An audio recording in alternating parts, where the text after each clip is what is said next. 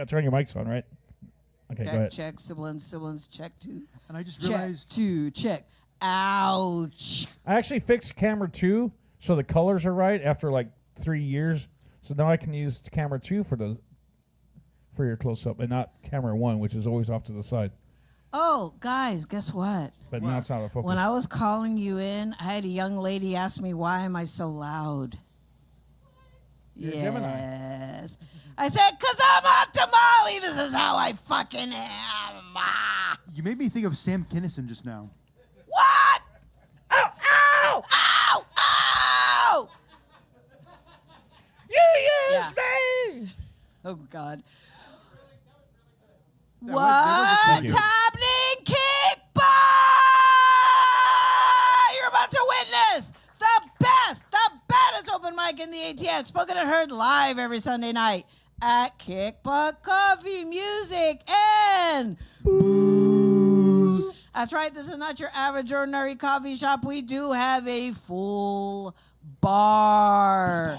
And behind the bar tonight, we have the Viking Danimal, keeping you fed, caffeinated, and Buzzed. but nothing shows your Ernie. We sound really soft up here. I need more me in my yes, monitor. Sam Kinison. I need more me in my monitor. Okay, there it is. Okay. There it is. It started to come in a I little. didn't do anything. Shit. Maybe I was just talking louder. Check to me. I know what's wrong. Hold on. Because I always have to turn down the send that go the audio send that goes to the live stream. Also pumps through the white speakers, and I have to pull that down during shows with bands. But during open mic, I can push it up, and I'm going to push it up now. AEIOU. Is that better? Y. It sounds a little better. Okay. It sounds Okay, a well, little just more talk. resonant. Talk. No, like with the show. I'm kidding. I know. And tonight's drink specials are mixed wells, $5.25. Get your antioxidants and your booze at the same time. Lost in thought. How many sandwiches are there left over there? There is 2. 2? Ernie? How many? There are mustard- 2? Okay. ASS people, adopt a special sandwich. Don't leave here and go through that drive-through. Get one of those handmade, non-corporate sandwiches, and you don't have to worry about eating later. They're delicious. And there's also some baked goods up there. I see some biscuits, I see some muffins, and I see our regular giant cookies that are unique to Kick Butt Yes. Coffee. They're a meal in themselves. Unique flavor. Oh God, yes, they are. See, I got the color fix on camera 2, but now it doesn't focus for shit. So do I look green? No, you look fuzzy. Oh, I'm going back to camera that's 1. Wrong. How do I look? You look You look like lost in thought. no comment. Yeah. I'm going back to camera 1. Okay, so if you want to sing your song, dance your dance, strut your stuff, come over to Lost in Thought, me, Hot Tamale, or Ernie B behind the soundboard. Go over to Ernie B just so he can say... I've only had 4 days off since the beginning of October. Don't try me. Ooh. All right? And if you want to make your sound engineer very deliriously happy, go scan that QR code and give him some money. Give me money. Give him money. Like this guy behind me already tipped me. And then I told him Nice. he couldn't get on the list.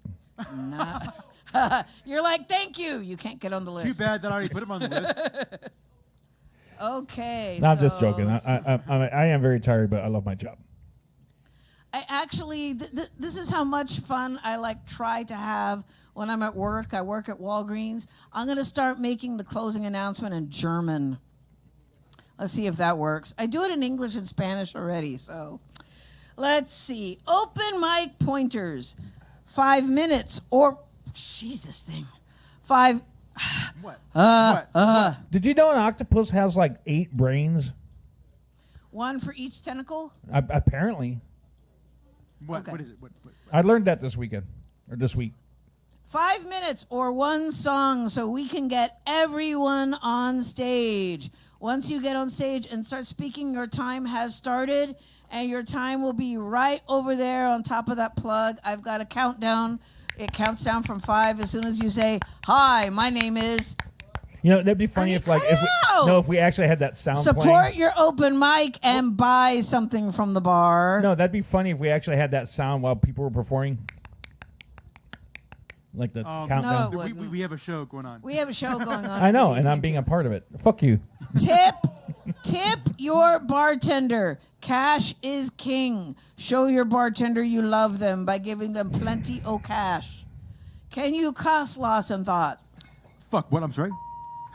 Yes, you can. Yes, you can. This is the Blue Church of Poetry, but this is an church. See, I need to time it right where Fuck I cut yeah. his mic and hit the sound at the same time, but it's hard to do. But, Be considerate and quiet while other performers are on stage, but as Lost in Thought likes to say, We love audience participation, even during a piece. But look around you and read the room. read the room, people, please. While you are on stage, pimp your product.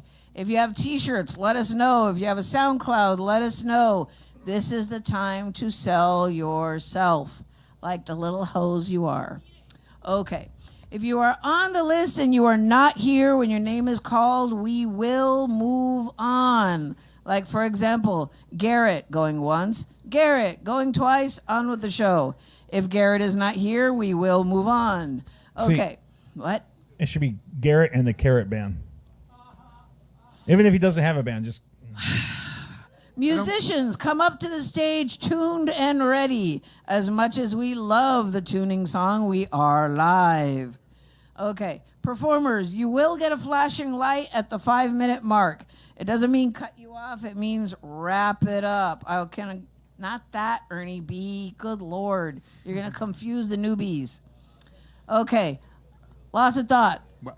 Could you please chew with your mouth closed? You're not a cow. That's gross. Oh, no. Lane, He's the one saying that we have a show. is he chewing on his cud? Yes, he is. That's disgusting, man. Okay, so are you... Chewing on gum? He said cud. Cud, like a cow. Cow chews cud. You know, a cow has 4 stomachs. What's cut? Oh, my God. That's right up there with What's Stevie Ray Vaughan. You do know we're in Texas, right? We are? When did this happen? Lost of Thought. Start the show. He answered the door today in his towel. In a towel. I kind of had to. I was I'm glad I didn't see it. Good I had Lord. a neighbor like as I was Start getting the out of show! You can't bring something like that but not have me explain it. Start the show. You'll explain it later. Fuck you. Okay, so this is me starting the show. Let's hear it from Mr. Tom Moon and anyone else who's going to come up on this stage.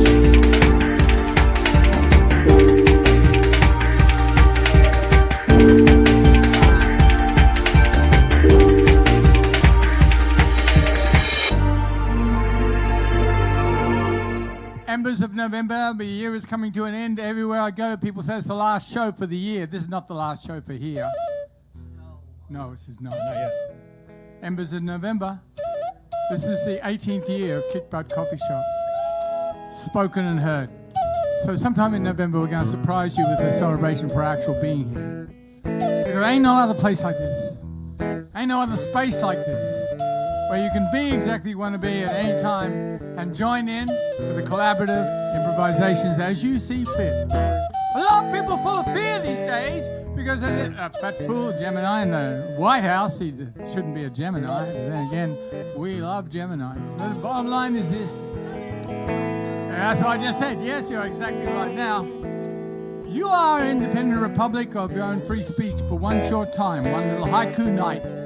While you're able to actually articulate new panaceas for the complex days we find ourselves in now, you may find yourself assuming the position of the bodysuit of a comedian. You may find yourself being an anarchist, insurrectionist, polysyllabic, joining in the sheer mayhem of the joy of living being, yeah. Now way up here, I got books, I got bubbles. You can use either, or you can play either. But the thing is, if you sit there staring at us, we're going to stand here staring at you. So everybody's got a right to be present. Fully present. Absolutely here and now.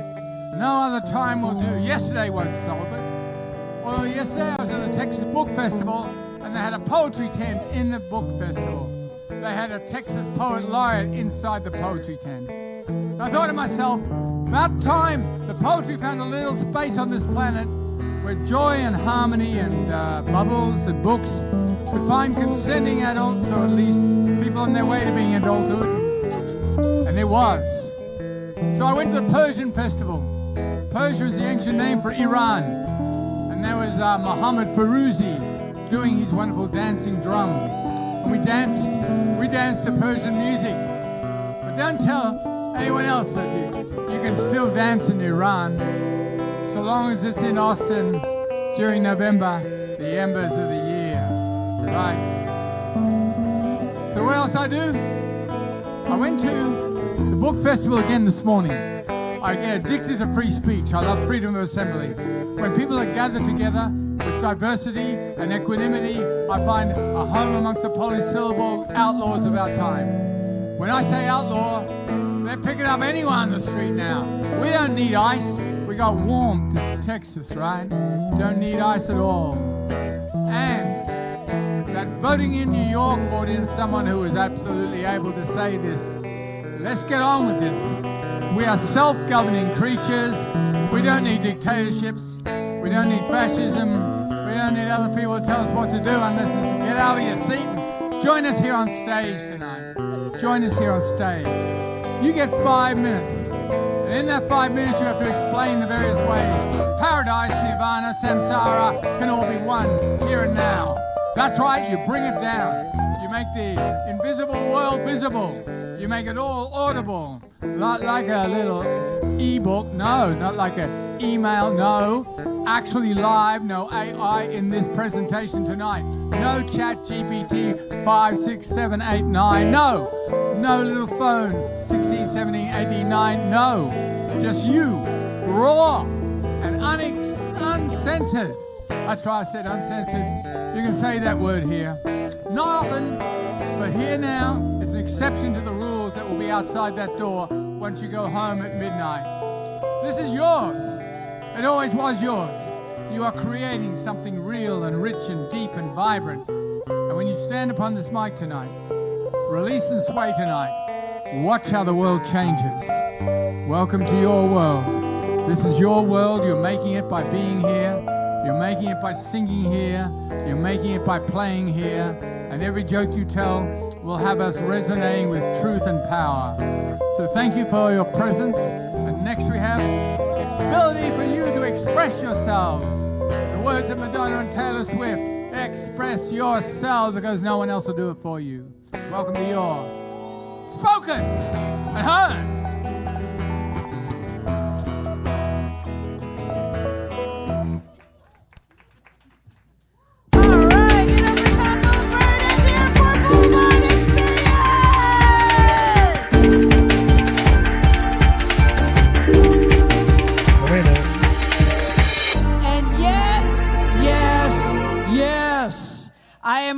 Gonna stay this loud because it's taken me 56 years to take exactly how I am and love me for how I am. And if you don't like it, fuck off! Just kidding. Wait a minute. What? He didn't leave that Gretsch guitar up there for me. I want that guitar. Surrender the Gretsch and nobody gets hurt. Step away from the Gretsch. Step away from the Gretsch. So I was going to say, if you see me running around like a madman, it's usually because I'm looking. It's just him. Yes. I'm usually looking for the next voice, which brings me to my other point. Going once, going twice. I know he's here. Already? Oh. Kind of. Okay, who left already, bitches? I know he's here. Who is I it? waited for 4 minutes. I had to go. He's not next, but where is Justin O'Donnell? The booth. Okay. Hi, good. Justin. See, that's the problem. You get really ultra. Unless the lights are turned on in the Godfather booth, we can't see your ass. So wear something glow in the dark. Glow stick. Wear a glow stick. Hello. Okay, lost a thought. Who's coming up next? A fantastically wonderful performer. Let's hear it for Charlie Knight.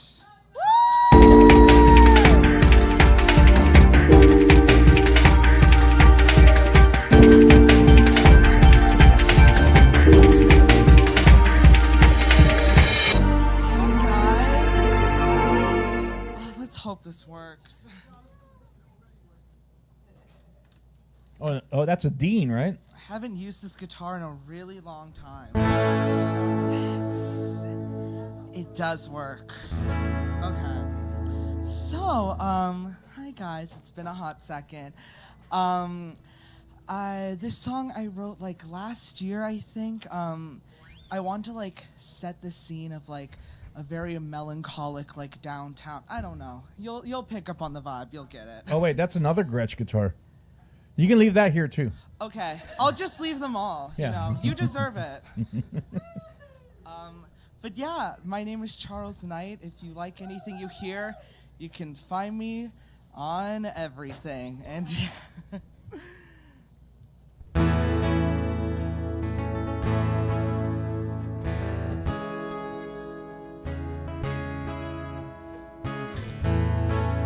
tell me your deepest desires. I am your death tonight. Look down, pretty neon Jesus. The greatest love is the demise. My worldview has trickled gray. For your technicolor city light, I call you home just for tonight.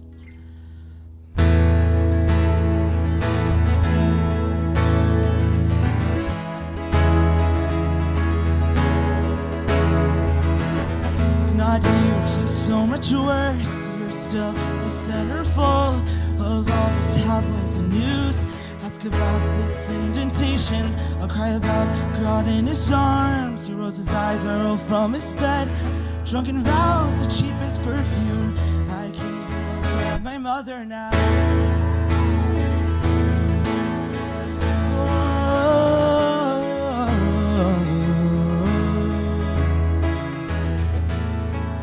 Tell me your safest thoughts, so I can try to remedy. Look down, pretty Jesus, and illuminate all our maladies. This good night is a long shadow to the glow of fully painted graffiti. Like a shadow slips away through me. You wanna die, so you crawl away, knowing about its ravishing. You made the mayor your friend. Now all my art is up for repent. Worship the ground he stands on. I'm over me, a fucked up legacy. Everything goes back to her. Sitting here for the rest of my life. You know that this is true love. When he calls me a slut, pass down looking glass china. Nostalgia is what got us here. Whoa, it got us here.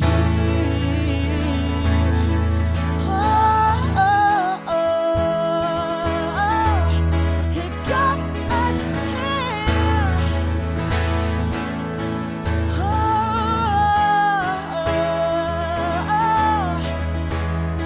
So tell me, neon Jesus, coming down to me. So say, see, it's coming over again, again and again, again.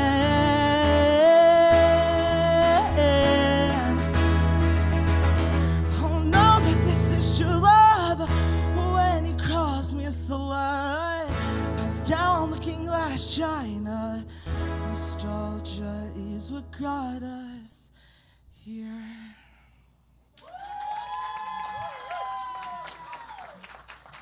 Thanks, guys.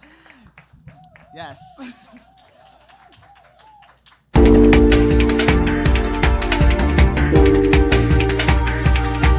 I like how your whole outfit coordinates. White boots, white stockings, White wife's white scarf, white guitar, white shirt. I mean, Steven Tyler be going, damn. Now, see, all you needed is to tie some white scarves to the mic stand. Well, yeah. Oh, I was gonna say I was actually writing something for him. Oh, Yes. okay. Give it up for. So give it up for Charlie Knight. Woo!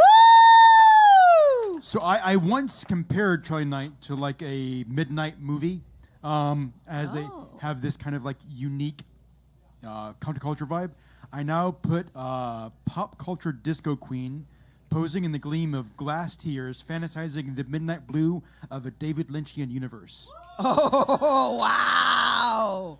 That's what I was going to say. You guys, if you ever inspire Lost in Thought to give a little snippet like that, feel blessed, because, yeah, seriously. Exactly, yes.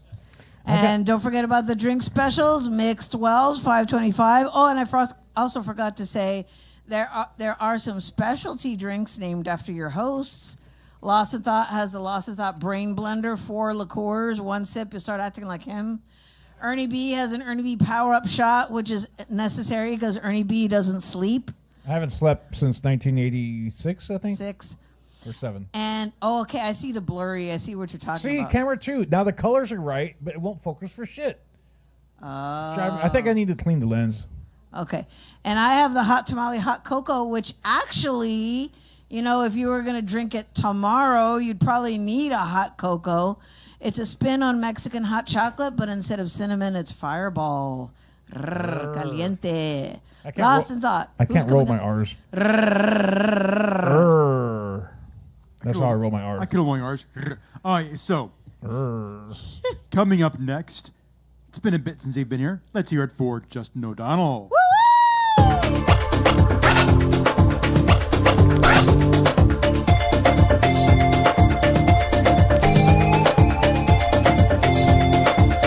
Hey, how's it going, guys?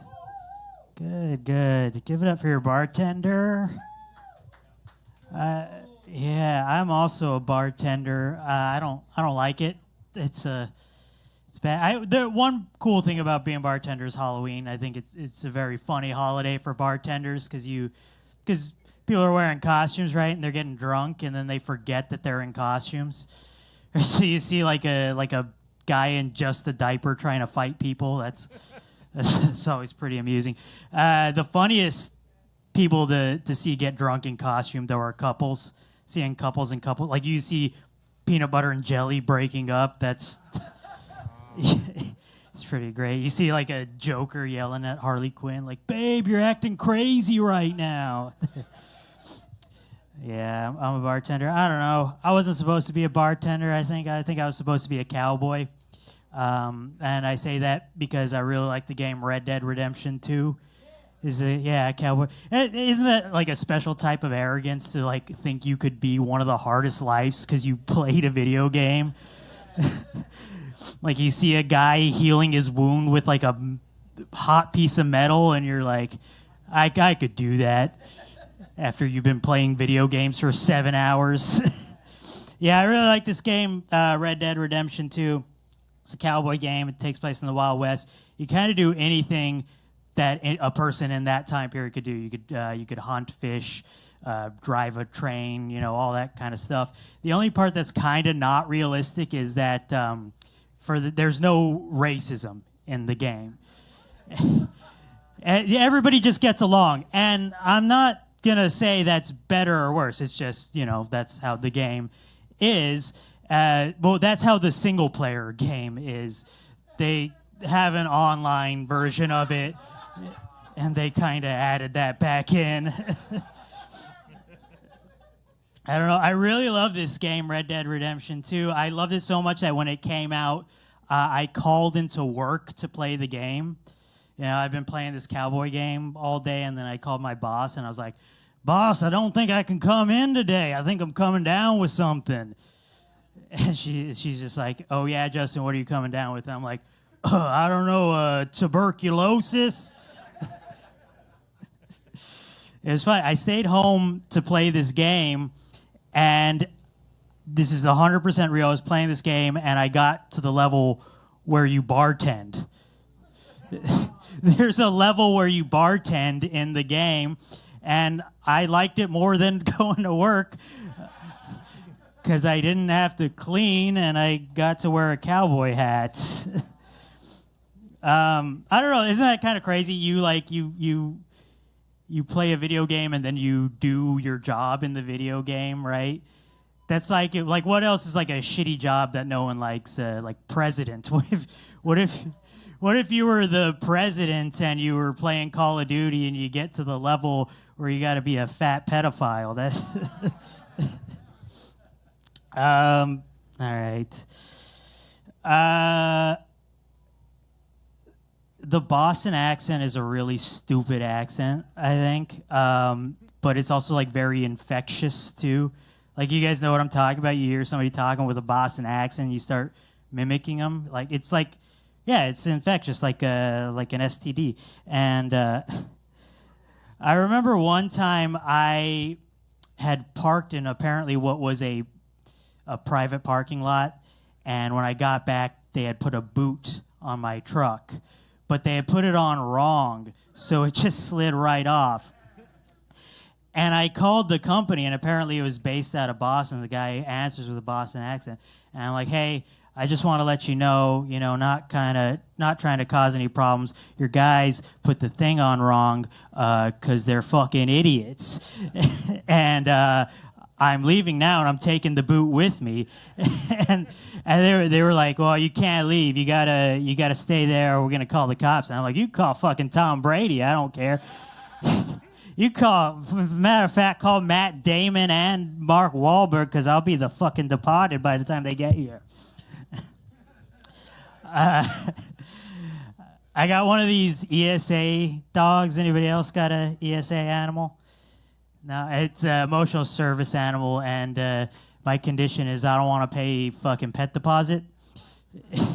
It's super easy to get your animal registered in the ESA. You go onto a website, answer 2 questions. First question is, what mental health condition do you have? And second question is, how does your animal help with that mental health condition? So for the first one, I said depression. And for the second one, I said, if I got to pay pet deposit, I'm going to fucking kill myself. And that worked. All right, that's my time. Thank you.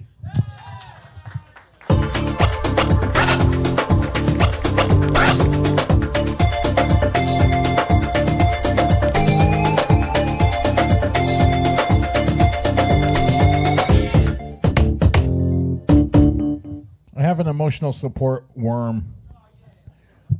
Earthworm. I have an emotional support lip piercing. No, I have an emotional support roly-poly. That's it for Justin O'Donnell. Woo! Yeah. It's a good thing you said something, because I was going to keep going. Well, I know there was a game called Earthworm Jim, so...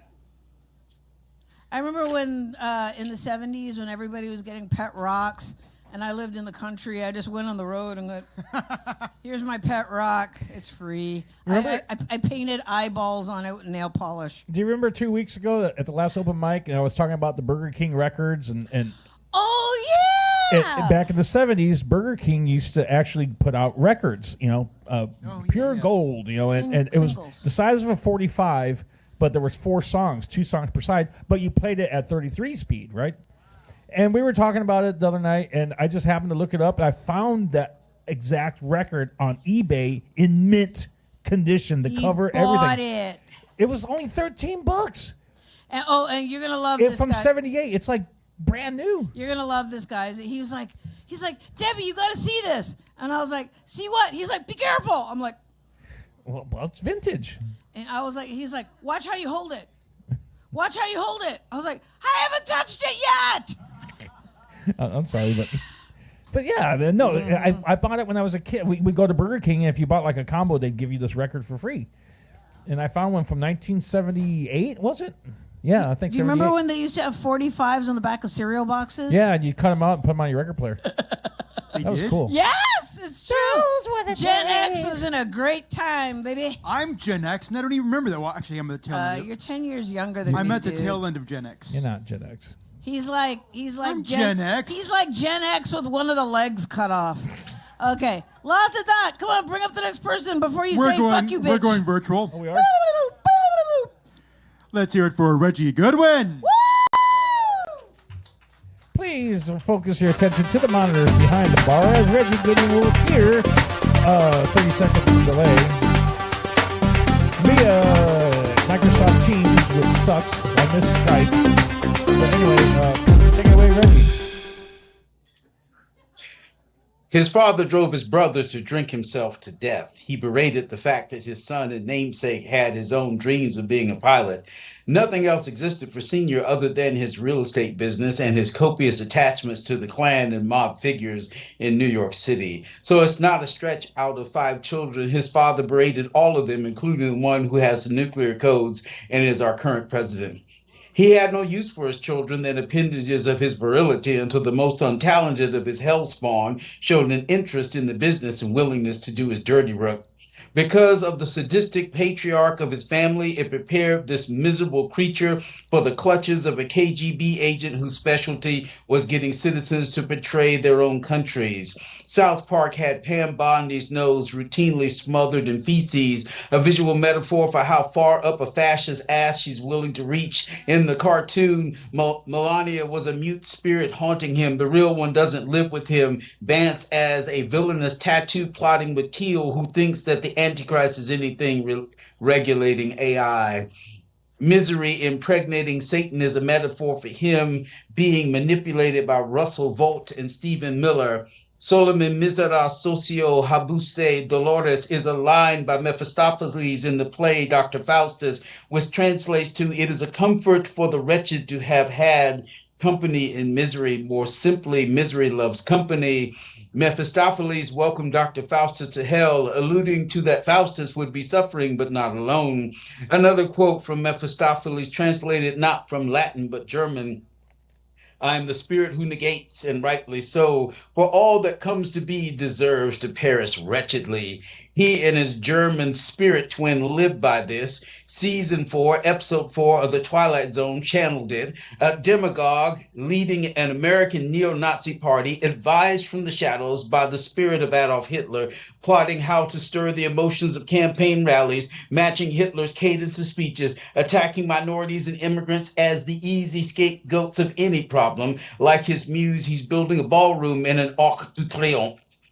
This village idiot has unrequited anger towards his father. His mother was a glacier, leaving the house with his 2 sisters every visit he made on vacation from Newburgh Military Academy, Thanksgiving, Christmas, and spring break. What happens to a man's psyche when the first woman who's supposed to love you unconditionally doesn't love you back? His only access to anything resembling emotional intelligence is to wade into psychopathy. His cult, like Faustus, has sold its souls to him. They worship first not him, but white supremacy. Instead of self-improvement, they embrace projection. Like Narcissus, they worshipped at the altar of their own reflections. Sustaining the facade of eternal perfection would always lead to violence and death, but somewhere deep down they know that it's crumbling. The castle is sinking in quicksand. The house of cards is burning. The keystone of this Jenga tower has been pulled, as unstable as Alexander Stevens' cornerstone. There is no great again that never was. It's why gas prices or groceries haven't come down like he promised. It's why he's pulling SNAP benefits from his own supporters,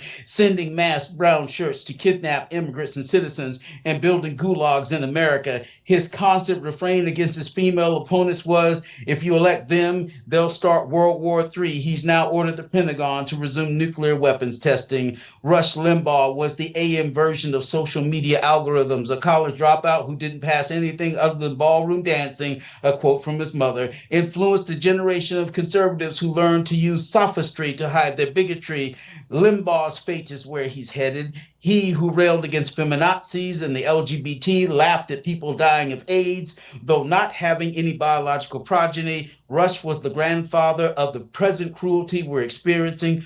Owning the libs is the only thing that makes his spiritual grandson feel anything, because even though he's a monster, he is human. He has a lifespan, and entropy is claiming it. You don't have 2 annual physicals 6 months apart. MRIs and cognitive tests are not part of normal checkups. He knows it. He's not to be feared but pitied, because Solomon Miseras Socios Habuse Dolores, misery loves company. Where will he go next, this phantom from another time, this resurrected ghost of a previous nightmare? Chicago, Los Angeles, Miami, Florida, Vincennes, Indiana, Syracuse, New York. Remember it when you hear a name called, a minority attacked, any blind, unreasoning assault on a people or any human being. He's alive because through these things we keep him alive. In the Twilight Zone, 1963.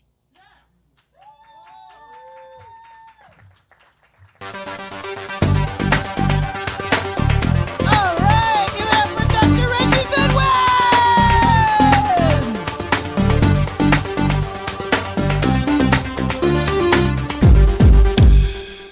Wow, I felt that bass.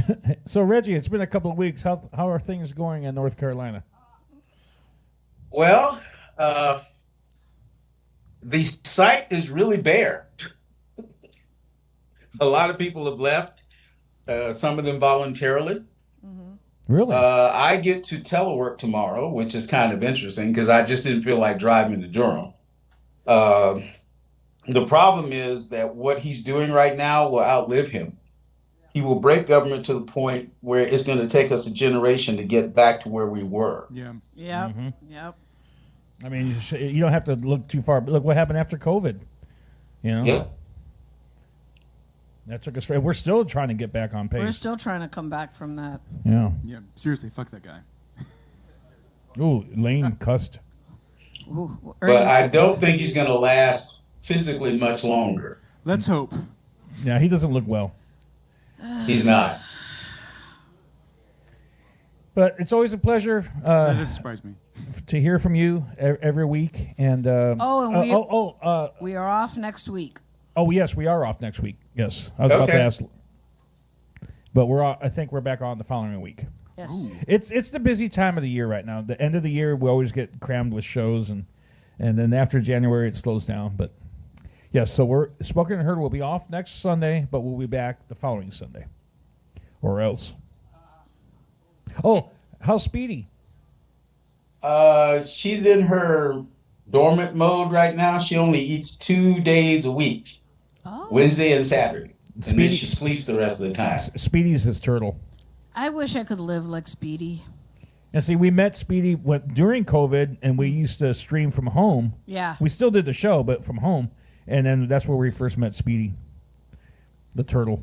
You know, And that's when Lawson thought broadcast in his underwear. Oh, God. I was in bicycle shorts. I don't know how many times I have to say that. Yeah, but you be there, you put your laptop down by And he your put crotch. his leg up right I- and you could see his knee. I was like, Nobody really, wanted- dude? Nobody wanted to see that. I would literally dress like this, but from the waist up. At least we were sitting at a desk, you know?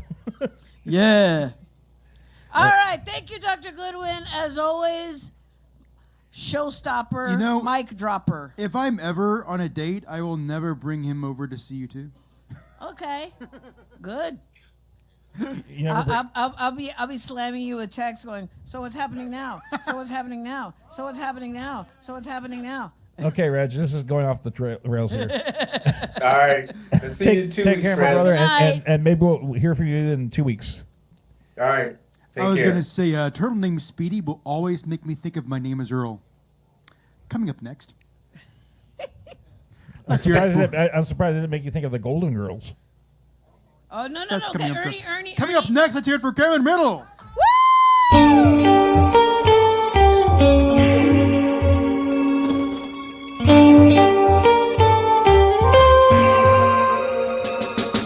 Okay, how are we doing tonight, Kicks with Coffee? All right, I'm happy to announce that I'm back in the dating game, and I got some new tricks up my sleeve to try out. For example, if I see a woman with tattoos, I usually like to start the conversation off by complimenting her tattoos. And if a woman does not have tattoos, I like to go home. I'm out of moves at that point, just swimming in open water. But luckily, my moves were successful this week, and I scored a hot date yesterday. Unfortunately, the date was a total disaster. Ladies, why do you invite a man over for a movie date if you have no intention on actually watching the film? And yes, I use words like film, so I'm about to be real annoying about this, okay? So about 5 seconds into the film, she's already talking. You look nice today. So naturally, I paused the film to kindly ask if she could please shut the fuck up. I'd never seen the film before, and I was dying to know how Tom Cruise was going to save the world. She wasn't even watching me. I couldn't allow for too much eye contact. She might get the wrong idea that I may want to make out or something. The film we were watching was called Edge of Tomorrow. Incredible film.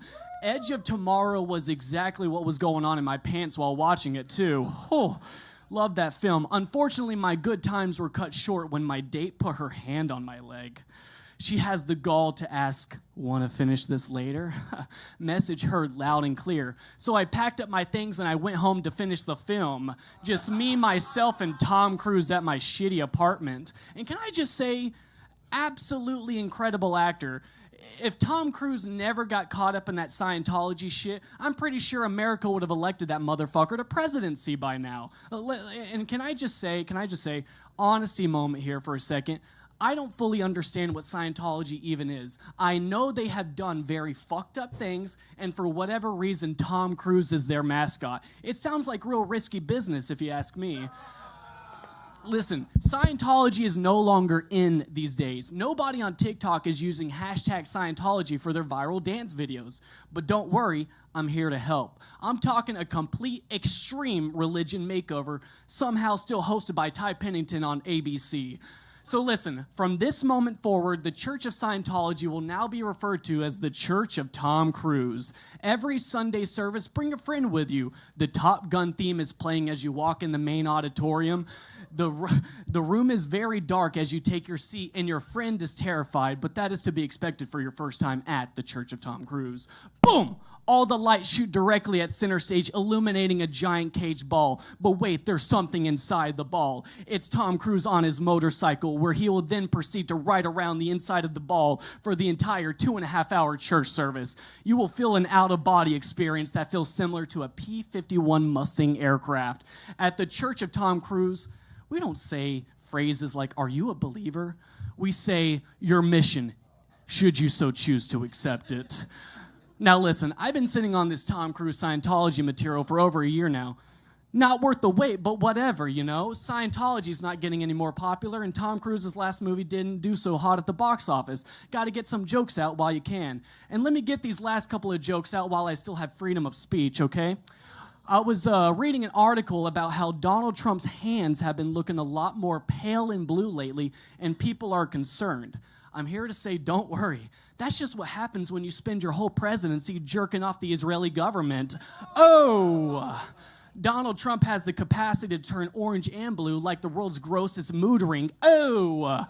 Decided to check his moods for orange and blue today. Get this, he's feeling very passionate and extremely racist. Oh! All right, last joke I'm going to leave y'all off with. I was reading in the news this week that Dick Cheney passed away. Oh! Thank y'all. Thank y'all so much. I'm camera ready.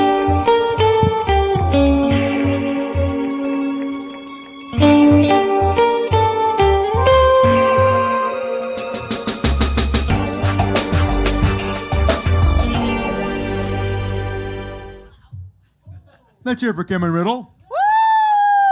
Woo! Yeah, see, I've been doing so many shows.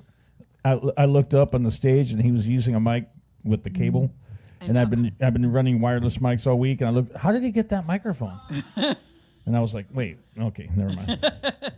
He brought his own. I'm slowly falling into delirium. I'll say this quickly. I saw a movie once about Dante's Inferno, and it was all made in like paper plates. Apparently, there's a character in Dante's Inferno that is so evil. There was a place preserved in hell before he even died. And in the movie, to modernize it, it was Dick Cheney. So, coming up next, let's hear it for Mighty Mike. Woo! He's already there. So that's all you get. What's up, man? Where's my music? Well, you're already up there. I was like, I was quick, huh? It's because I'm black. Oh, yeah. Black people up here like that. No, just playing. Yeah. What's up, man? Y'all good? Give it for the last comic, man. I was coming. I said I was coming. What the fuck is that? I was not coming. That was funny. You know, for man. My man was up here talking about Scientology. Yeah, Scientology. That's a crazy religion. It's a religion that you believe in until you ask, hey, man, explain death. Them niggas get questionary. They like, you know, the equation of, you know what? We don't know. It's like Christianity still wins. No, I'm just playing, man. Nah. No music today? What's up? What the fuck? Where the musician? Oh, that the girl that played the guitar. That was music right there. Music, man. I love music, man. That is just so very spiritual, man. Like today, I was at the gas station and Vanessa Carlton came on. And I need you. Yeah, look at that. You were bobbing your head. Look at that. Yep, I was doing the same thing too in the fucking gas station. I fucking grabbed my bottle of Gatorade and I heard. I was like, I was like, nigga. Now that is somebody that hypnotized the whole world with that. Man, yo, that music is hypnotizing, man. It's a crazy music right there, Vanessa. She got juju shit. Man, there's a lot of problems going on in America, huh? Shit, this shit finna end, huh? Women, give up the pussy. Give up the pussy. Hopefully not, man. I don't know. I think America started going downhill when social media came out. And you motherfuckers was on social media talking about God. When you talk about God, you put the small G in front of it. I was like, oh my God. I was like, God wouldn't like that. God, he need the big G. You need to take the little extra second to press the cap lock and put the G in front of it. You know what I'm saying? Like, you can't just put the small letter G in front of God. He don't like that shit. He don't fuck with that.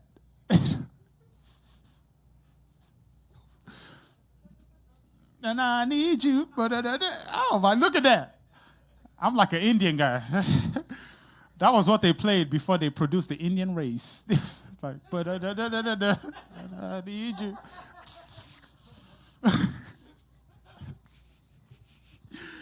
Hey, man, I love Zoom interviews, man. They are great because you just need a top for them shits, you know. Pants optional with Zoom interviews. Pants are optional.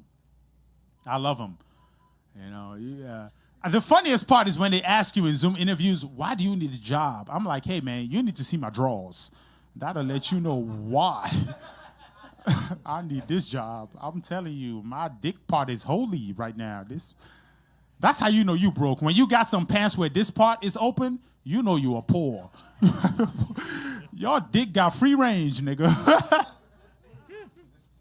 Dick pop out like, what's up, man? What the Man, that'll make you be happy to have a small dick. Pants like that. You know what I'm saying? If you got a big ass, long ass, them motherfuckers just... Talking about dick, man. That's crazy. I like pussy. Relax.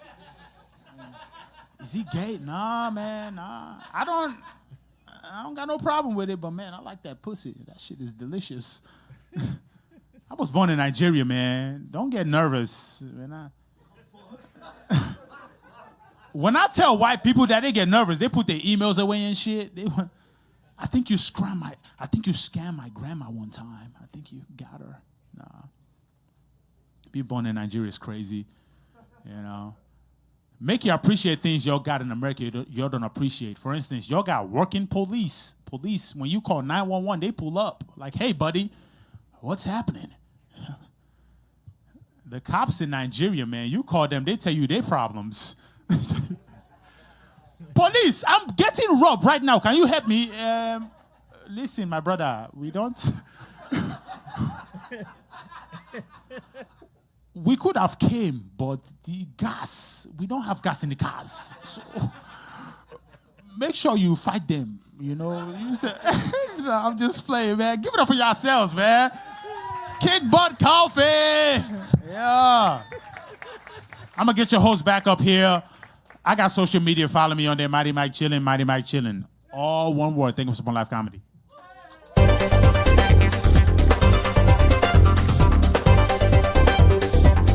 Let's hear it for Mighty Mike.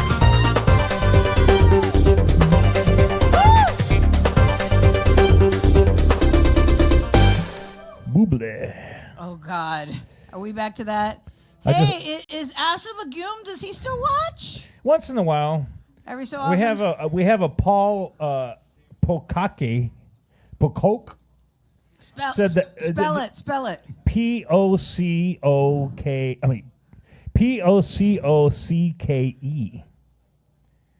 I'm not going to say what I think it's. Yeah, I know. That's what. No. But he commented earlier mind. about, I can't remember who was on at The Edge of Tomorrow is I based. was going to say Peacock. He said The Edge of Tomorrow is based off a Japanese light novel. Oh yeah, I think it is. Yeah. Somebody was reading something before, but yeah, Paul Pocock. Pukaki. Pukaki. Dude, if that's not how you pronounce your name, I'm sorry. 99.9% of the time, I can get somebody's name really good. I don't know if you're still watching or not, but yeah. I mean, like I said, I work at Walgreens, and like they'll punch in their number and their name comes up. And if I see a bunch of consonants, I'm going to give it a try. I'm like, What word is it that has, somebody was, I guess it was this week, there was a comedian up here talking about, there's a word that has no vowels. I can't remember the word. They're from Czechoslovakia. No, I don't know. It's an English word. I can't remember what it is. There is one vowel. There's an I, but you don't say it. Isn't there a Zizova or something like that? Hey, you know, I was going to bring up the next voice. Yeah, because I can't focus anyway. All right, so coming up next, let's hear it for Dead Flower. Woo!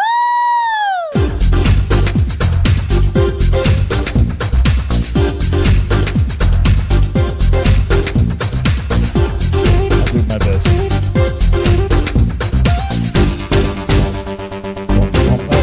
He may need some dongle assistance up there.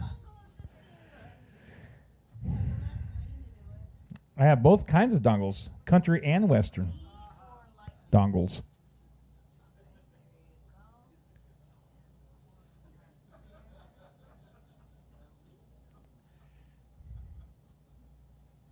Just make sure your volume's all the way up on the phone.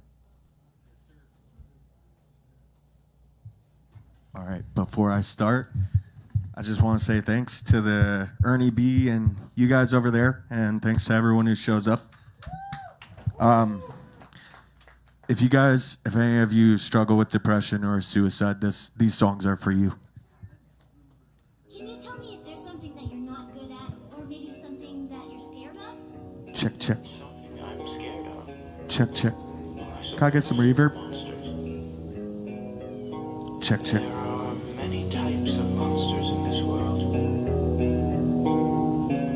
Monsters who devour dreams. Too long, I've been living with the mask on. Look me in my eyes today and say that I don't have to hide my dark thoughts. Oh my God, I am drowning my dark thoughts. Show me I don't have to be the one who's always dying on the asshole. But this is coming from the pits of everything that I've never faced. I just lay it under grace, and these walls are the depth of me.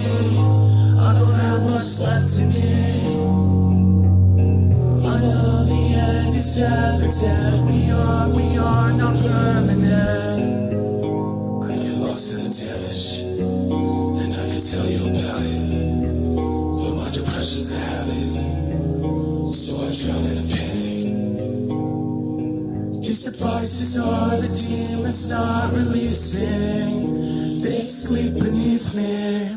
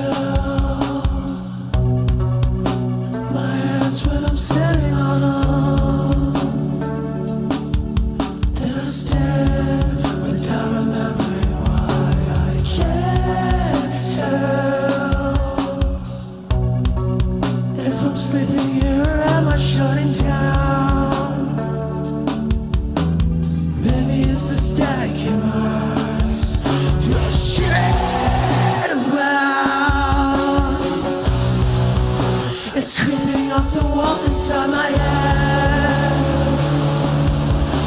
Cross the door beyond words I'm holding. They taste like metal melting in my mouth. Will I ever wake up without cleaning in a sheet? Hello, hello. I'm locked in a room that I'm drowning in. I know. I looked in a mirror and saw my skin. I hide my scars. I drown the thoughts inside me. I count the stars. My lucky stars upon this shit around. It's creeping up the walls inside my head. Close the door beyond words I'm holding.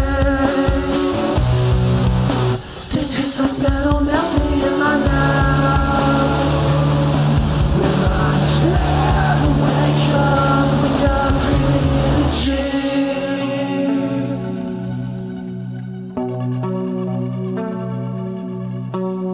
Thank you, guys.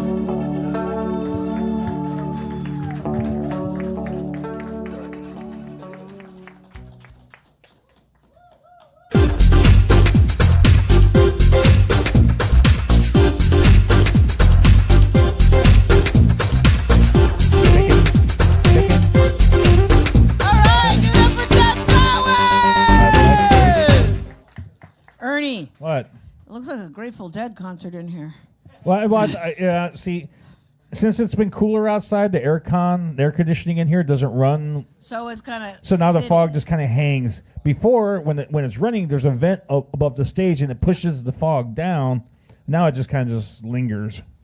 So I can see your flag. That's about where it's ending right now. Yeah. Everybody else is kind of blurry right now. deal with it. Yeah, I know. Don't forget about the drink specials, folks. Mixed Wells, $5.25. Get your antioxidants and your booze at the same time. Oh, and Paul Pocock said the E is silent. That helps. So it is P-O-C-O-C-K.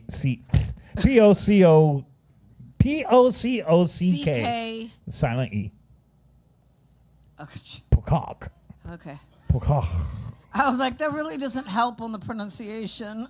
He's watching. He's watching on Facebook. Hi, Paul. Lots of thought. Who's coming up next? Coming up next, you know him, you love him. Let's hear it for James Kerrigan. Oh shit! I almost played the wrong track.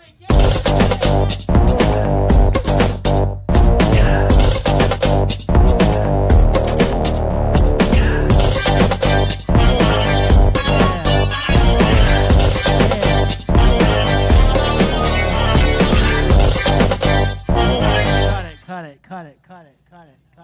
I kind of hate that song now. I really, I don't know. It's like, we're going to give you your own song. There's better ones. That one was cool 6 months ago. But now I'm kind of like, I need a new song. Can I just do my own song? Just sing?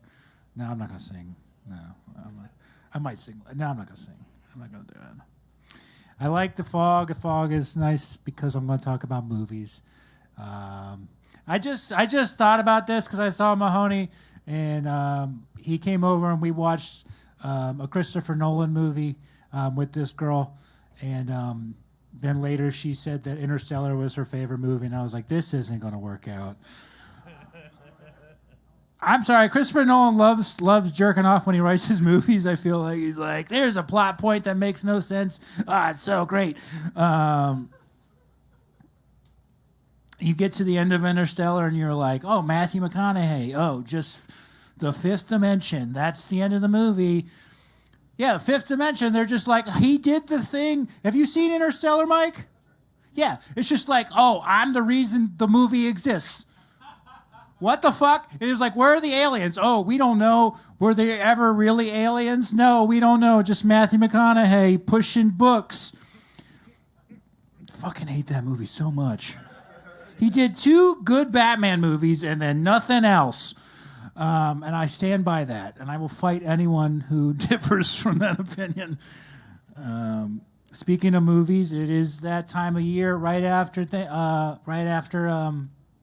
Halloween, in between Christmas, and you know what that means? A lot of ketamine. No, it means that it's Nightmare Before Christmas time. That is what that means. And if you were really into Nightmare Before Christmas in high school, you're bisexual now. I don't make the rules. That's just how that works. If you think about it, every girl that had a Jack Skellington backpack, come on, is... No, but I do like that movie. But when Jack goes into the forest and there's all the doors, there's a bunch of doors, and he only goes to the Christmas one. I've always wondered what would the sequels look like when he goes to the other ones, because there's a turkey one, so there's a Thanksgiving world. What is that? Just Massachusetts? Is that all it is? You just open the door and everyone has syphilis. That's all it is. Everyone has the plague. And then there's a St. Patrick's one. There's one with a shamrock on there. You open that door, and it's just my aunt complaining about Obama. That is really all it is. All it is. You know, that Mondami and Obama, they're going to ruin this country. That is, all right, as she just drinks vermouth straight from the bottle. That is, well, actually, that is also what happens when I go through the Christmas one and the Thanksgiving one and the 4th of July one. That is just what that is. And then there's an Easter one, and you just open the door, and it just says, crucify him, and you close that door. I'm not going through that one. But then eventually the Thanksgiving door, that's the next movie. They take over the Easter, they take over the Holy Land. That is the sequel to Nightmare Before Christmas. That weren't better if I thought it was. I haven't performed in a week, so that's the only thing I've written ever. That's the only joke I've ever written. Do you guys like impressions? I don't give a fuck. This is my impression of a death metal veterinarian doing open heart surgery on a dog. All right, let's open up this pit.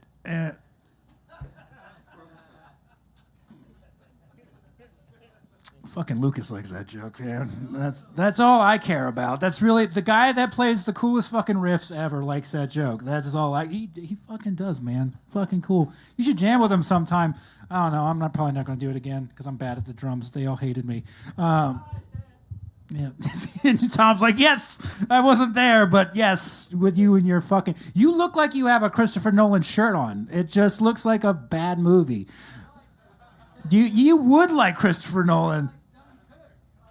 Did you like Dunkirk? There was no one on the beach. He had no one up there. There was thousands and thousands of soldiers on the beach, and he had nobody on the beach because he couldn't afford it. Yeah, but it sucked. I hate that movie, too. I fucking hate that movie. My grandfather was a pilot in the war, by the way. But, and then now we have Nazis again. I don't know how that works. All right, guys, thank you so much. My name is James.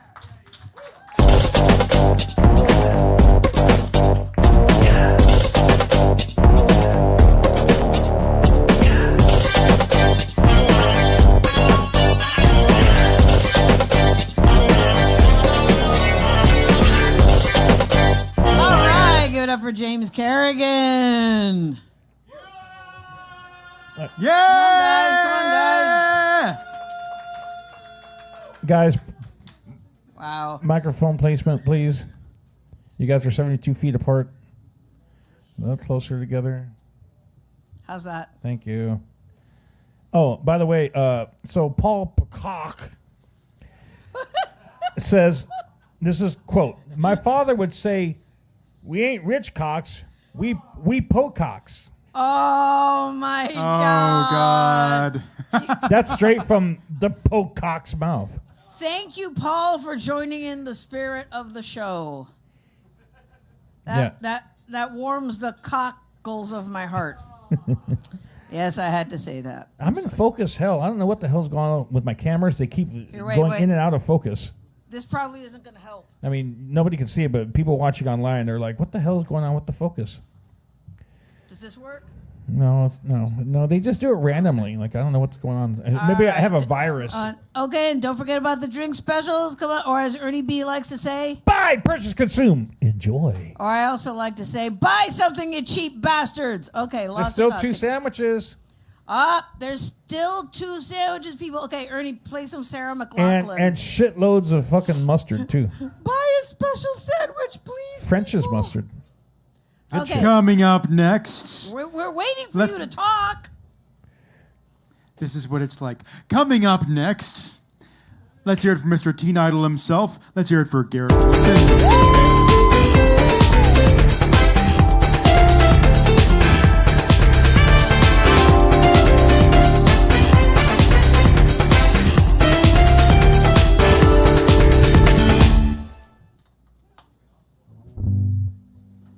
Hi y'all, how y'all doing?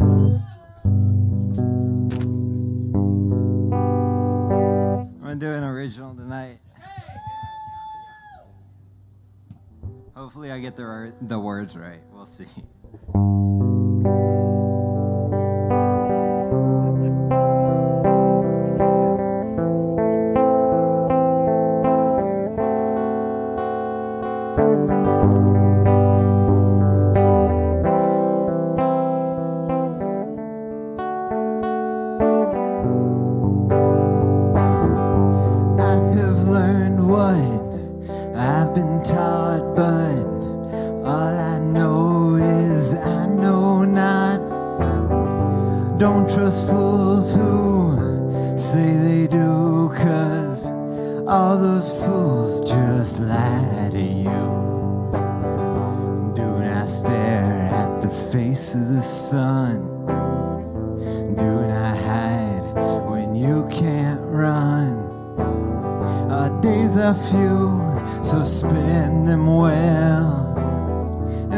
Beyond only time will tell. Time is coming and it don't slow down. The river's flowing and it don't turn around. Don't look up, don't look back. Don't look now, 'cause we're under attack.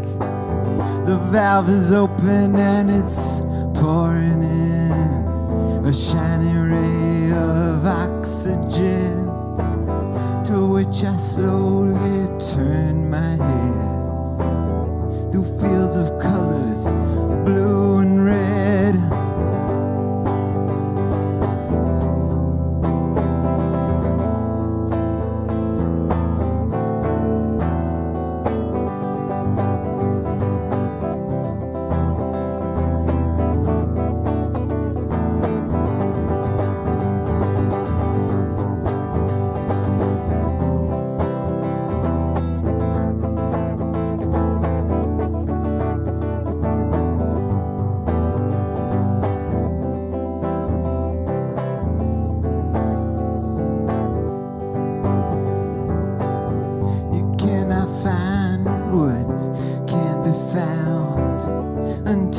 Take another look around.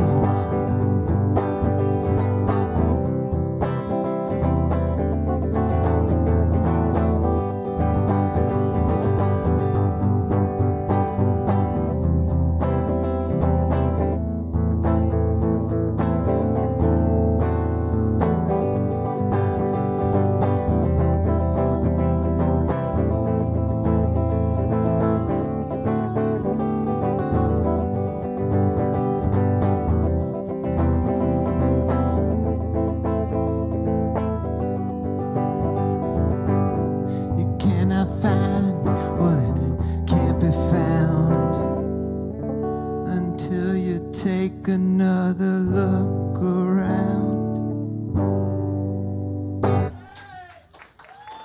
Thanks, y'all. Have a good night.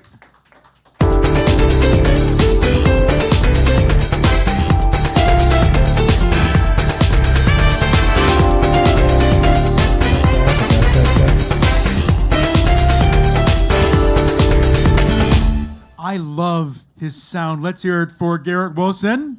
Woo! Sorry, I was in the middle of a chips and guac mouthful. I was like, Weren't you guys talking about Nightmare Before Christmas earlier? yeah, what about it? Well, according to Paul, Oh. we ain't Poe, we Poe Cox, said Nightmare Before Christmas has a sequel on the PS2. Oh. Oh. Yeah. That's some Poe Cock information. Fun fact. This segment brought to you by Poe Cox. We ain't Poe. We ain't Rich Cox. No, we ain't Rich Cox. We Poe Poe Cox. With a silent E.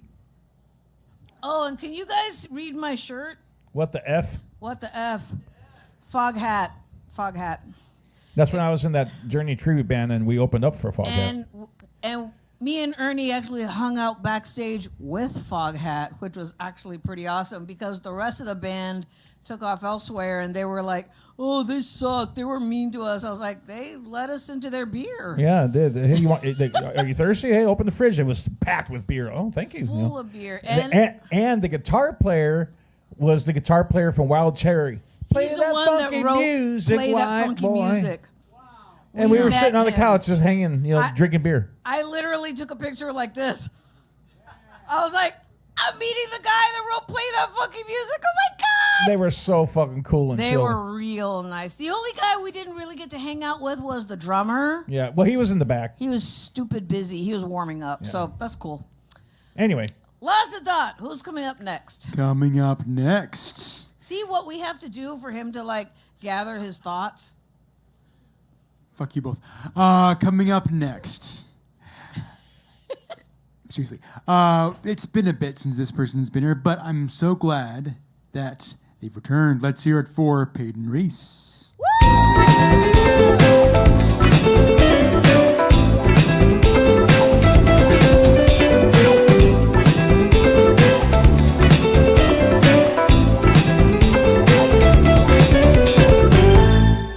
Hey everyone, how's your night going? Good? Yeah, that's good. Any cocaine users in the house tonight? No? Yeah, if you are, you're quiet about it. I get it. A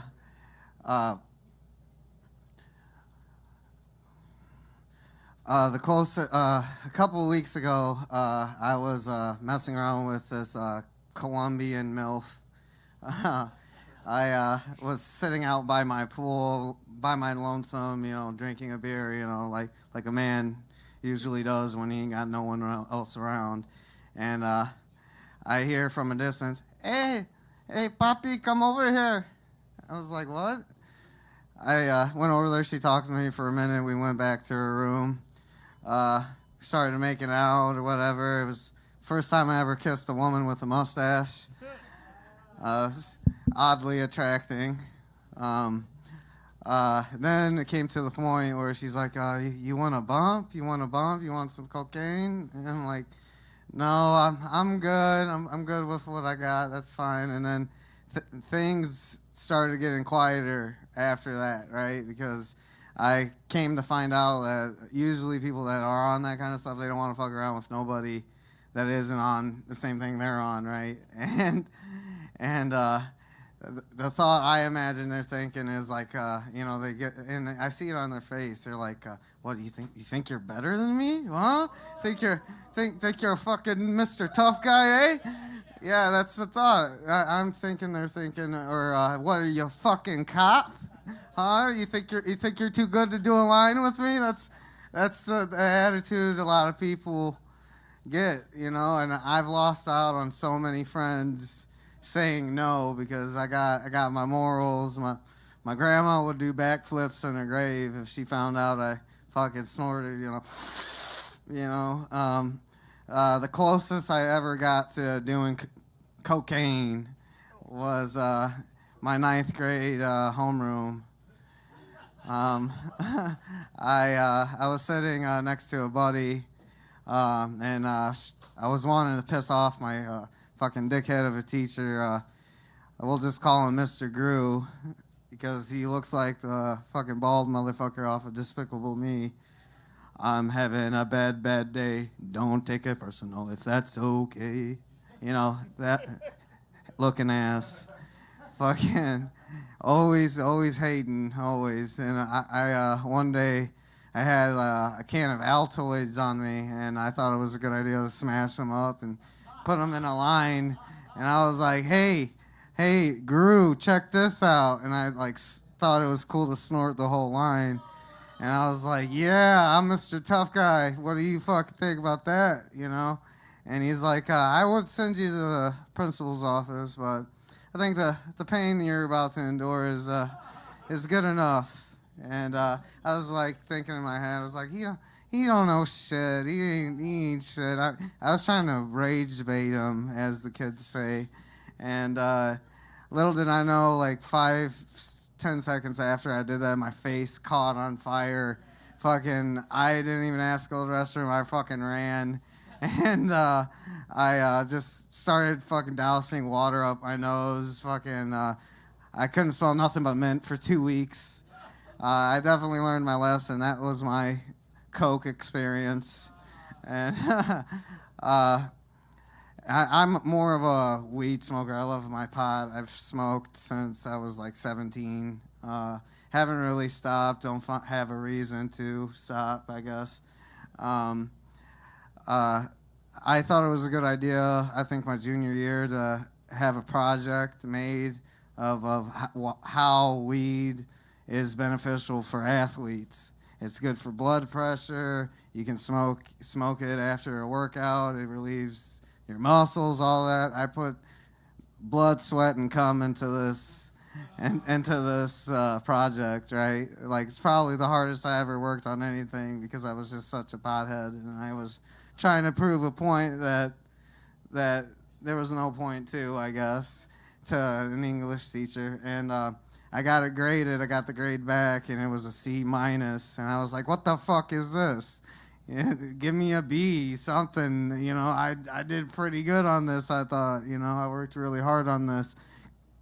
And I'm pissed and shit. I'm talking shit to everyone, you know, just letting it out. And I'm in the lunchroom. I'm sitting at the table, and I'm like, you know what's wrong with this bitch? I'll tell you what's wrong with this bitch. Maybe if she got some dick, maybe she wouldn't be so uptight and fucking judge me as much as she fucking does. And little did I know there was a motherfucker. I don't know how I didn't notice this, but he had a phone right in front of me recording the whole fucking time. And that video got viral through the school of how my teacher needs dick, and maybe she wouldn't be such a cunt. And that's what I said. And it got back to the principal, and like a day and a half later, calls me to the office. He's like, you know why you're here? I'm like, no, what's up? And he's like, we got you on recording that you said this. And I'm like, oh, I didn't say that. I'm so sorry. I turned into a little bitch. I started crying, apologizing for shit that I really wasn't sorry for. And he got me back up there to apologize to her. And she ended up getting a family, fucking some dude, having kids. And she took my advice, you know. So my name's Peyton Reese. You have a good rest of your night. God bless you.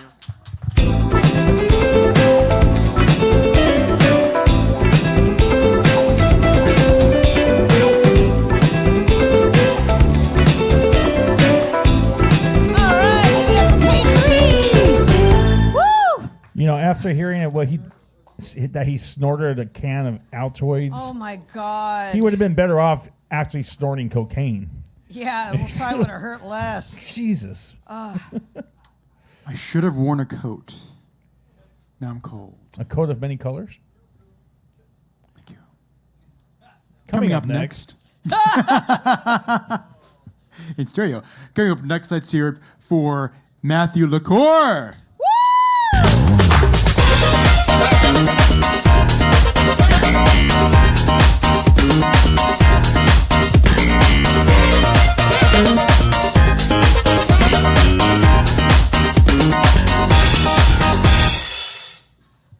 Yeah, my music was so much longer than the Black Guys. So much more. How we doing, guys? I'm gonna do some silly ones out the way, and then we'll get to the one that I got super high on and worked on last night. Sound good? Yeah, I actually took a break from comedy, bro. I took a break from comedy. I started dating again. I joined the happy side. Hell yeah, dude. You know what I'm saying? She's black and Filipino, so I'm dating my first Puerto Rican. That's see what I did that. All right, Santa. That's it was good. Thank you, sir. Fucking when we dated, I was a bit nervous because I'm the first man she's been with in 15 years. Yeah, she was lesbian until this dick came in the game. You know what I mean? That's bring it back to the home team, boys. No, I'm saying. Fucking, I have been like looking in the mirror because I'm like either I'm so manly, right, that I got her, right, I got her back, or I'm like real androgynous, and I'm not totally sure, right. I've been looking at my hand tattoo, like that's a pretty gay hand. Is that a gay hand tattoo? That's a gay way to show you. Is that it's not a gay? That's not a gay hand. That's super straight. No. The sex has gotten so much better. In the beginning, like we had to scissor to make her feel comfortable. I just like fold down, like, you know what I mean? That's my mom's gay, you know. So like mother like son. That doesn't work. I had to do it. Yeah, it's okay. That's all right. That was silly stuff. That was a silly one. That was a little bit of a silly one. I used to work with kids. That's not a joke. I got fired. I got fired because I like to shoot paper balls. I'm a 90s kid. I like to shoot paper balls and go Kobe, but now like when I miss, I go after the crash.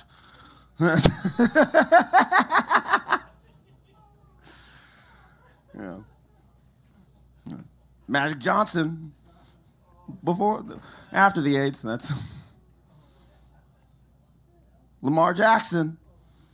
After the Kardashians. You thought I was going to say the math. That's him. No. Ha ha ha. No, all right, I had one more. One more goofy one.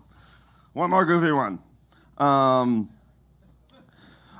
right, two more goofy ones. I lied. I wouldn't mind Tesla trucks as much if they gave, like, fair advertising it, right? If I saw one that was like, Tesla trucks for cucks, I'd be like, I get it. It's pretty good. It's pretty good. And then I'm downtown a lot. I do comedy, so I'm downtown a lot. And I had a homeless person walk up to me and hand me a book. And he was like, this financial book, you need it, you read it, and you will be successful. Yeah, now I'm $50,000 in the hole, dog. I'm 32. I'm getting older. Now we're going to get to the silly stuff. I'm getting more into philosophy, which just means I get super high and watch a lot of YouTube videos. That's really what it means. I'm YouTube University through and through. You know what I mean? But I started learning like the basics, right? I started like with fucking Nietzsche and nihilism, right? Which we're all gonna die, so none of this matters, which, gay. I'm not, see, the reason I think that word fits is just because it's not like I'm saying like all gays are nihilistic. You know what I'm saying? Yeah, that's a weird one. It's kind of true, right? Then there's externalism, right? You go from nihilism and either you're like homeless or kill yourself. So you gotta like move forward, right? So then there's externalism, which is like we're all gonna die, none of this matters. So it's our responsibility to make this matter, which no pressure.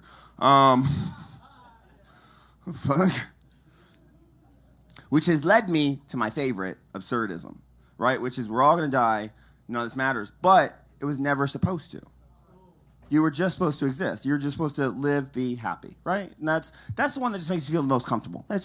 But I like to find tangibles, right? The more I get into philosophy, I'm like, I want to find tangibles. So what do they have in common? What I found is kind of almost live and let live for different reasons, but all kind of like the same, like nihilistic, people don't fucking matter, just let them live, right? Externalism, right? We have to protect and communicate, right? Absurdism, like, hey, we're all gonna die, let's just unify on that shit, right?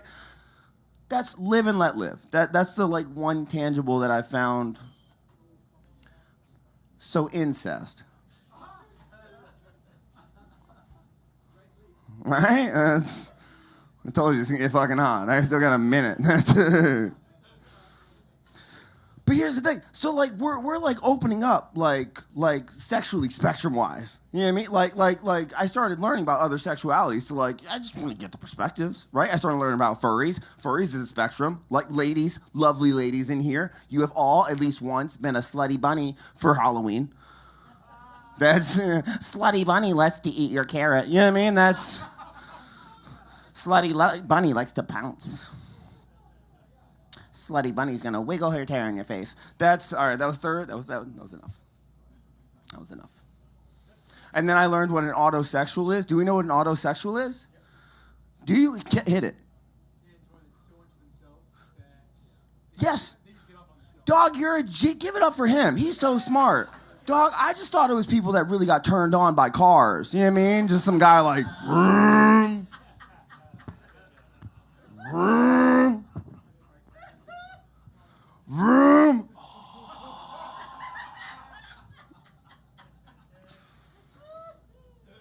Yeah, man. I don't know. Incest, like Game of Thrones made incest look cool, right? That's a weird way to end it, but all the other stuff was cool. I'm Matt. Bye, thanks.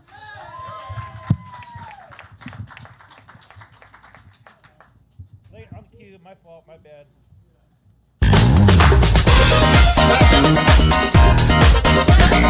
Let's hear it from Randy LaCour.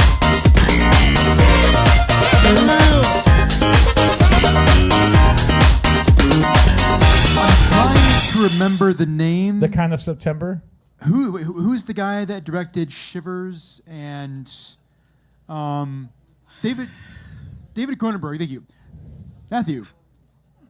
There is actually a movie by David Cronenberg called Crash, not the one that won the Oscar, but it is actually about a group of people that erotically get off on car crashes. By car crashes. I saw that movie. Yes. Oh, I know Yeah. what you're okay. It would make- I've it actually would- heard of that. Wow. It's like it would make them It's a very orgasm. good movie. They would have sex and crash.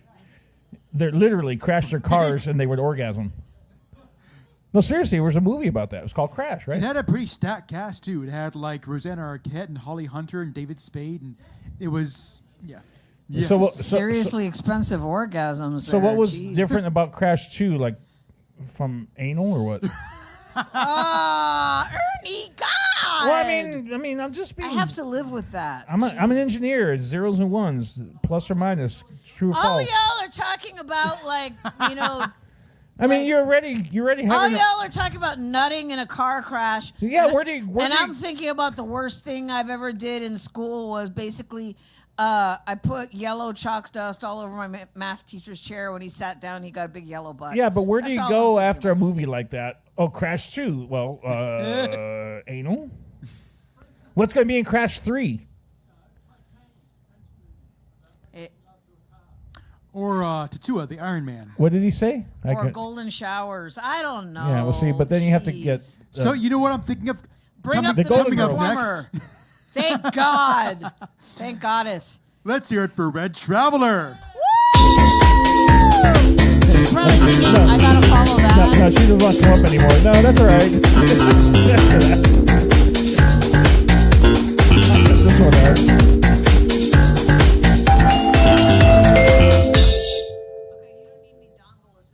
That was me on the vibraphone, by the way. Dongle? No. When has she ever used a dongle? Come on. Hey everybody, how you doing? Whoa. Good. It's been a second since I've been here. It's good to see everybody. I'm Red Traveler. I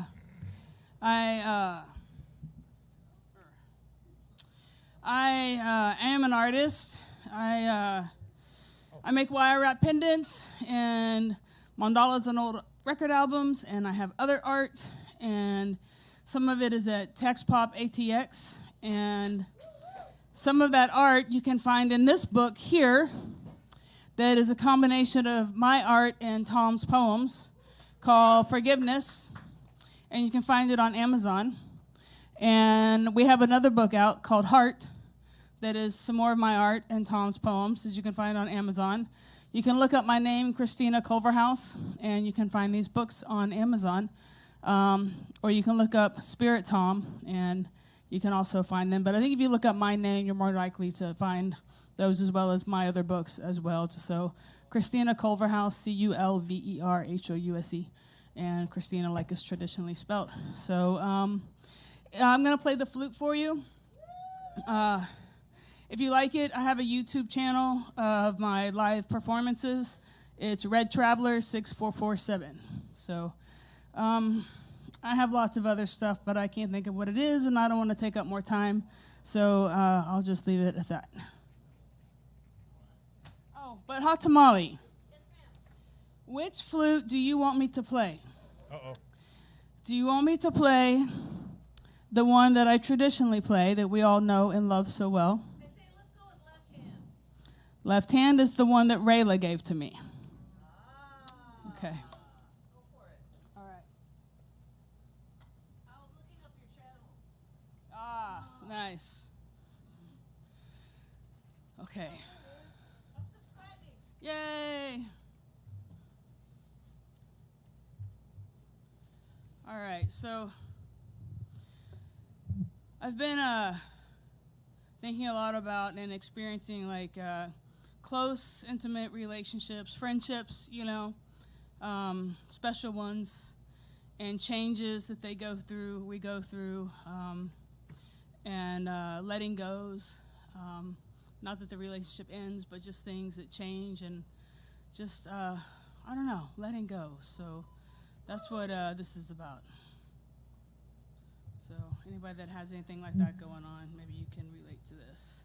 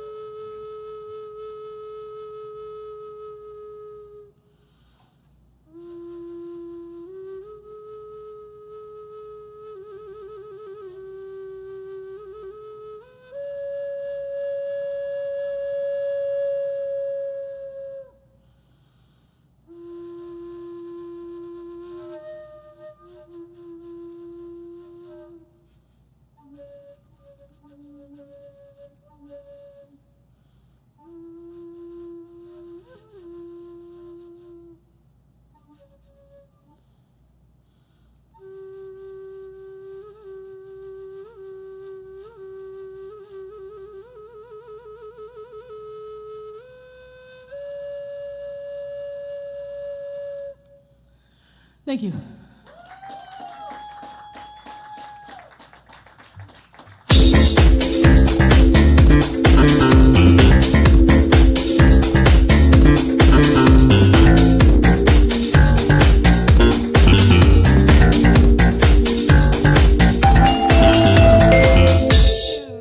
Give it up for Red Traveler!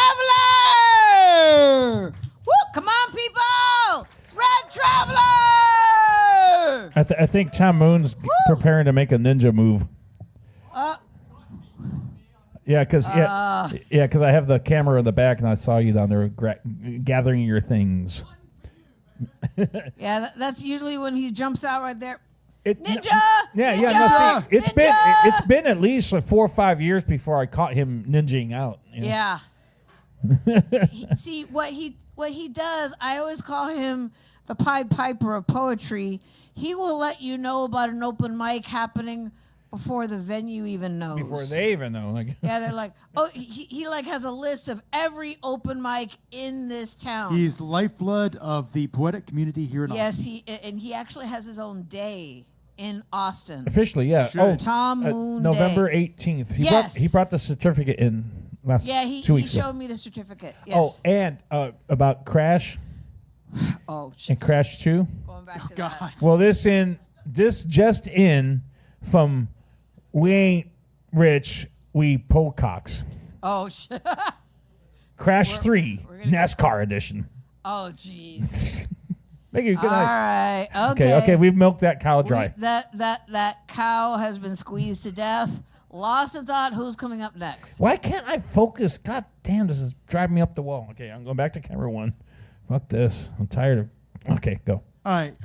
Coming up next, we have a new voice. A new voice. Let's hear it for Brian Farmer. Oh, by the way, he already agreed to leave his guitar with me when he's done. He's like, what? Oh no, we have chords available.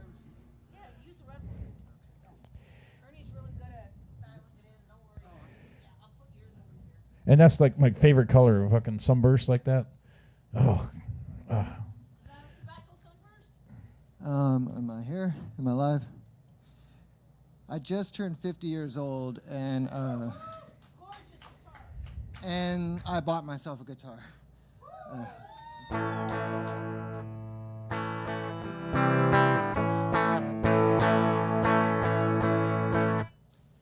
See, I also have 10 months of not drinking, and so the bad part is I have nothing to take the edge off, but the good part is I'm not like 5 or 6 beers in, so that's good. But the flute music, I did my breathing exercises. Check. Oh.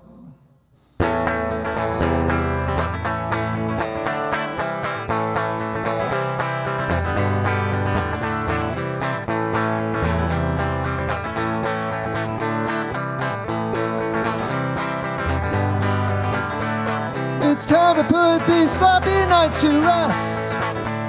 Creeping into my day, breeds regret. Mix don't match, I can't handle it. I made my bed, time to climb out of it. Piling out, blowing the dream. The time has come.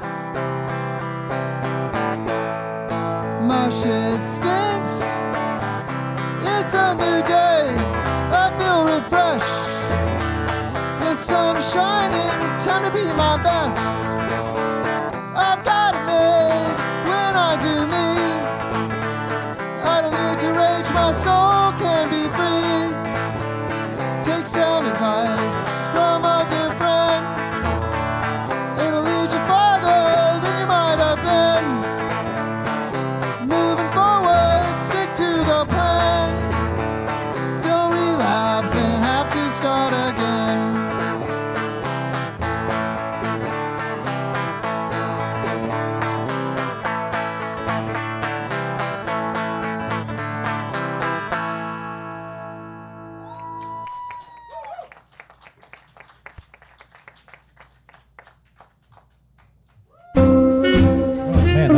was expecting one more verse.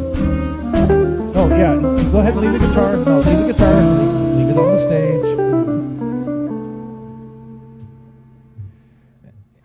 Like I said, that's my favorite color, fucking sunburst. Lost in thought, please report to the stage. Lost in thought, please report to the stage. Him and his Tony Stark motherfucking glasses. If you don't eat your meat, you can't have any pudding. How can you have any pudding if you don't eat your meat? Your meat? Give it up for... Just another brick in the wall. Coming... Give it up for... come on. Sorry. Let's hear it for Brian Farmer. Woo! New voice. New voice. You distracted me with your Pink Floyd reference. Badass voice, badass guitar, and badass performer. We ain't rich. We're pocock. We ain't rich cock. We're pocock. Pocock. He said, oh, God. Aching for some Aiken bacon. Yeah, I swear he's going to be the new Astrid Legume every year. See, now it's getting to the point where he's heckling us online. Yeah, I know. Well, so this next person isn't new, but... Oh, isn't new. Is not new. Gently used. But it's been like a long time since he's been here. A long time. Let's hear it for Chris again. Chris Aiken.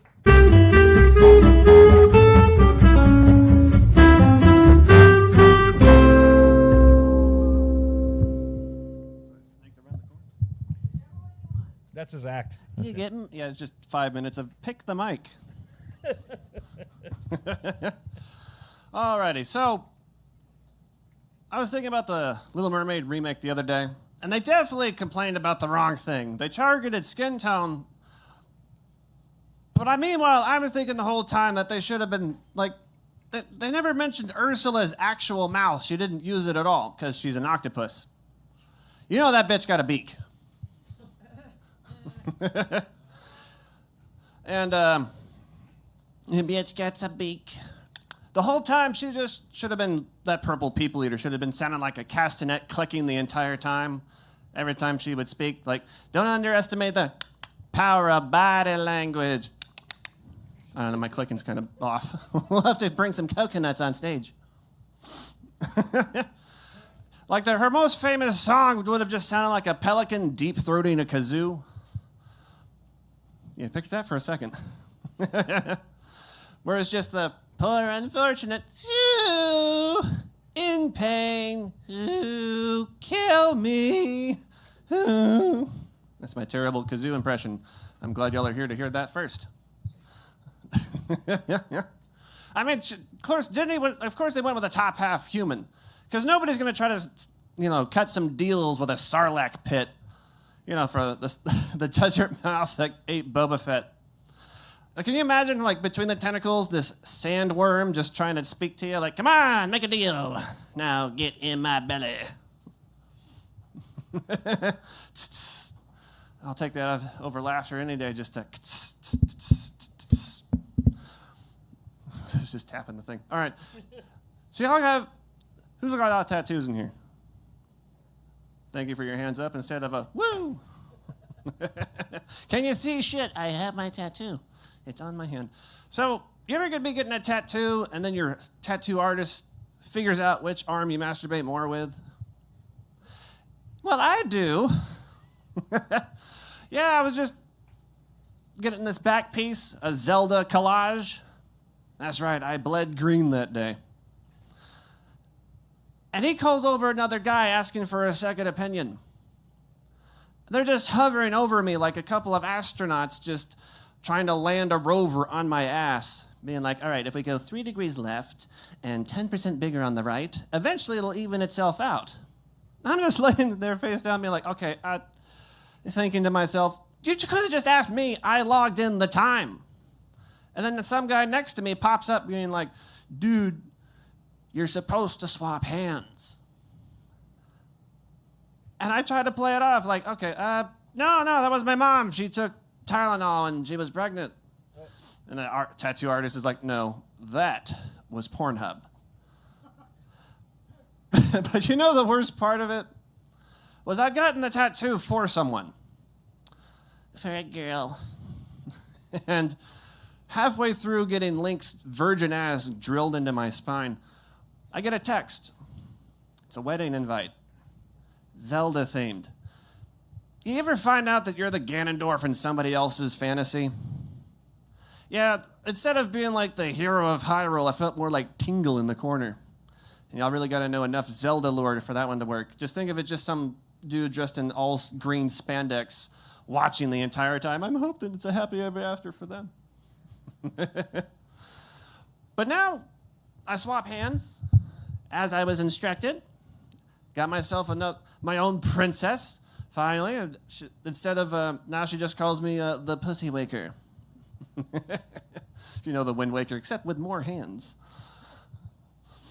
That's right. I conquered the kingdom with my own master sword, and I've got a minute left for you guys, so we'll leave you with this. You know, mosquitoes, they don't bite for food.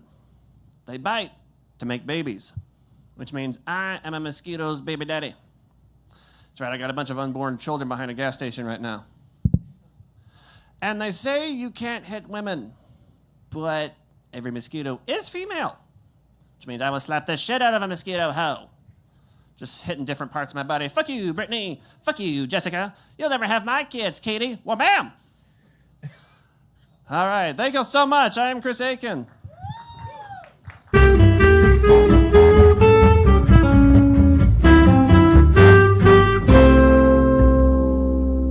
Another biological fact that I didn't know is all mosquitoes are female. I did not know that. Let's hear it for Chris Aiken. Woo! Chris Aiken! I think that's yet the ones that bite you are female.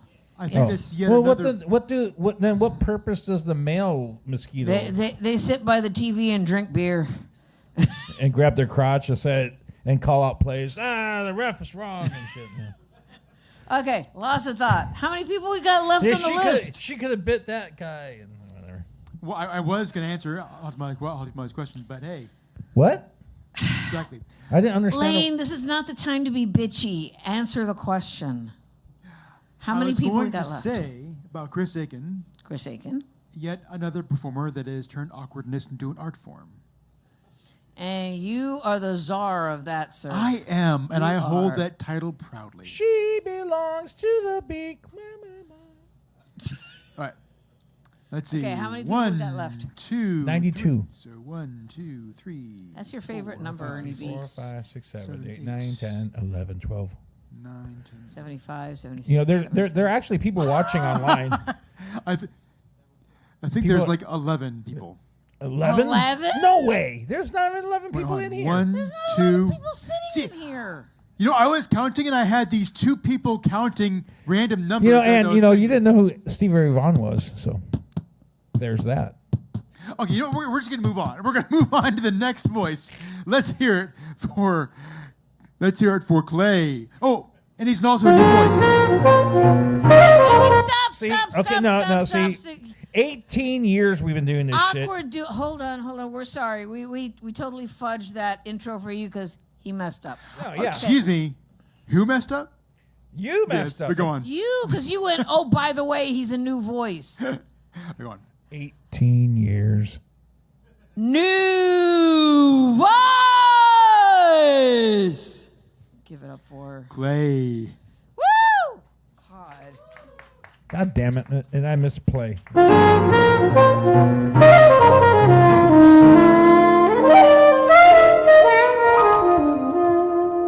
Hey, y'all. I do have a last name. I just panicked. Clay Green. This is a poem about Abraham Lincoln called Lincoln. I like the whole year round. I like the Ferris wheels and men and women on the roads, the children's feet stepping quietly away, and the Model T passing to the farm. America, the bank, had years of interest, yet unpaid. And yet, they said, when times were good, we're never good enough. Delay, delay. Come back tomorrow. You'll see what they have to say. I went out in the heavy morning. the heavy morning, and I called her name. I thought about the rawhide and the bit, the distances between, the many years she spent in rage, the many years I calmed her down. I am so calm now. I wonder, is it too late for me to become a man? She went with me to the river. She with the white bonnet and the meaningful eyes. She came and told me, Abraham, Abraham, I had your child before we were married. You were in me and had me when we were young and hot and trembling with passion like the Lord. I love America, not because it walks, but pregnant with the future, bears its belly like a mother sow. Darwin says that men descend from apes, and men go back to apes. That's certain from the news. These bombings, this church parking lot, 2 little girls laid side by side, the blankets steepling their noses. And how many names could I say? How many names of black ones killed, slain, raped, kidnapped, all to burn the cotton and to soothe the pride of vain white men and vain white women with Victorian envy? If I started now, how many names would I have said before I died? And would you continue after me? Would I know 1/2 what one of them has known? He has his legs upon the table, gangly legs, and he is smiling. Hold my coffee, Willie Hamnet. I need to sneeze into my arm. While you're not looking, I rewrote the Constitution as if it were possessed by a joint poltergeist of Jefferson and God. We build memorials to what our hands have done, statues of kings and causes and triumphal arches, all say the same. Can you forgive me? I have failed to be my brother's keeper. I am Abraham Lincoln, Whitman, Crane. Like them, I found a language for my heart. I want you afterward to know, to write it down and know for sure. My name is Clay Green, and I know there is no life after death. I have no other choice except America. Thank you.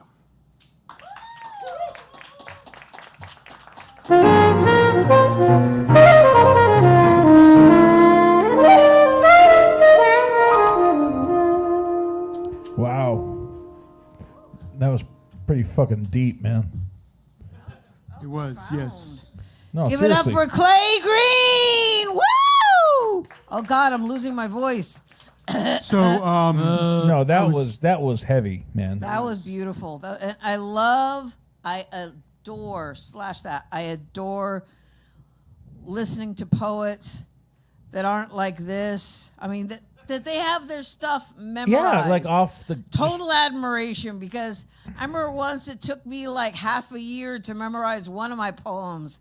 Seriously? And to this day, I still can't remember it. So whatever. See, yesterday, it's in a notebook. Yesterday, we were coming off a 4-day comedy festival, and last night, one of the hosts basically looked like Tommy Chong with long hair, right? And he was hosting, bringing up the artists and stuff. And then he gets off stage, and the next poet comes, comedian comes on. Oh yeah, thank you for the Timo version of Tommy Chong, and because he looked like Tommy Chong, the Timo version though. But this is not Timo. This is shit. I'm trying to wait for. I'm trying like Barnes and Noble, Home Depot poet. What? I don't know. See, I was trying to. Is Barnes and Noble? even around anymore? What, Crate and Barrel? Are they? Are? No. I think they have like half a store left. Aisle 4 is still open. What's that one cooking store that always smells really good? Williams Sonoma. What? Williams Sonoma. It's that cookware store that always smells really good. And it's super fine. No, I would have stuck with Home Depot on that one. No, but anyway, getting back to Clay. I'm gonna sit down. That was epic. I haven't heard poetry like that in a long time. Same. No, seriously. I agree. It was really good. We've been here for 18 years. We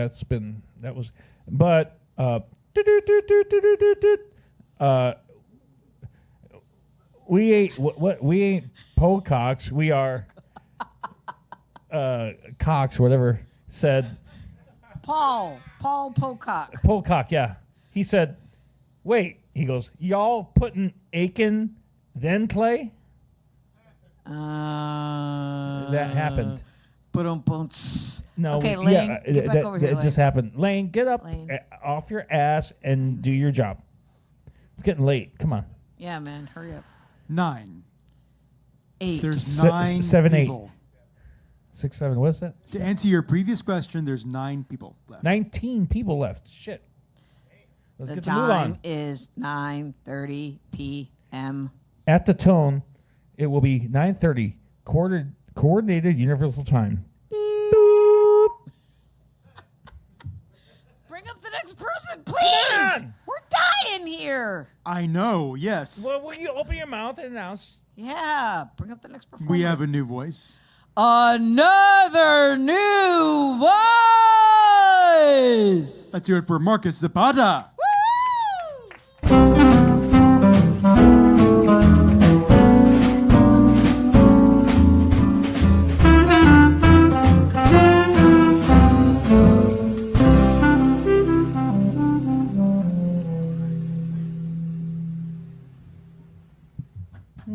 Another guitar that might be left behind. Yeah, but that's not enough.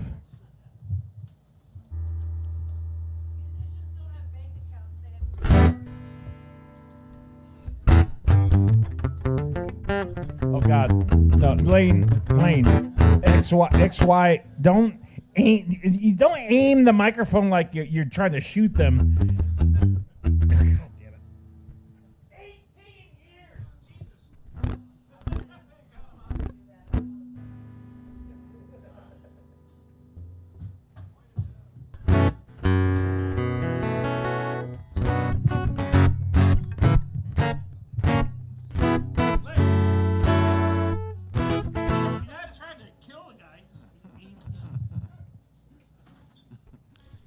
How you guys doing tonight? I'm Marcus Zapata, here to throw down the original. It's called What Have I Done? Hope you guys enjoy it.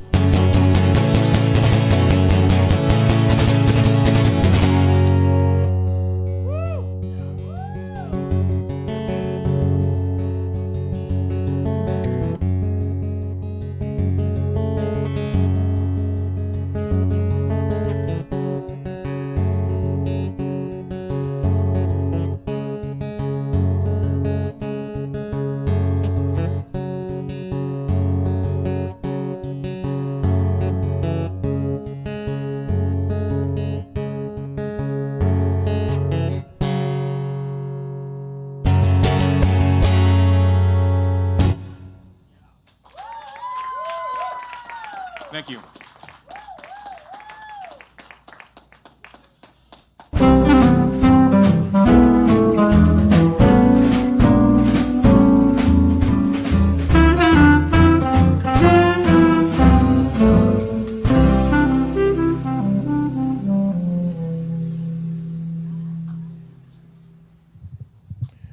Talk about dynamic expression there. Holy cow. Man, I thought he was gonna set fire to his guitar, man. That was his next number, but he was, he only had one song, so I saw his rider, yeah, smash guitar on song 2. But but we wouldn't let him do it because we have the new carpet, so on the stage. That's it for Marcus Zapata. Woo! New voice. Good God, that's a Why good way is to. this mic so low? Oh, because you suck. Man, he torched the stage for his See, first Lane, song. what you're doing right there, I hate when bands come up and they do that shit. Do They what, tap it Tony? with their finger. Yeah, oh yeah, okay, yeah. I'm gonna adjust it to your tapping the. Like, come on, dude. Or- Just speak. Open your mouth. Go, hey, yeah. Then I'll adjust it. 18 years we've been doing this. Now that I feel like Knob. I was gonna say, well, KNPR radio. Oh, by the way, what kind of guitar was that? Was a Martin, right? Martin, yeah. Excellent a guitars. lot of pretty guitars in here tonight. There's seriously.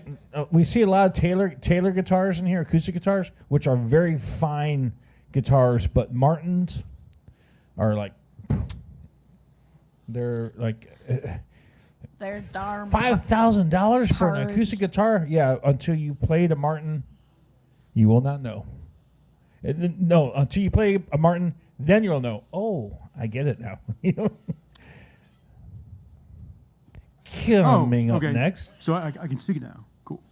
Oh, good God. Lane, haven't you Since figured when out? Since when do we sit on formality? Just talk. That's what we're doing is just filling in the blanks because you're not speaking.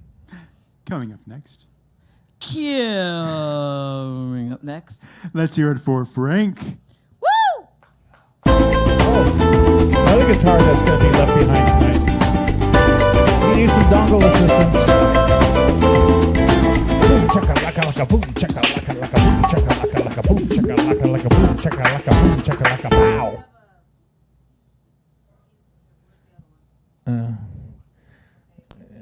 The red square goes into the triangle square. No, take the red square out and put it into the square hole. And then take the round one. No, it doesn't go into the triangle one. All right, so then we need.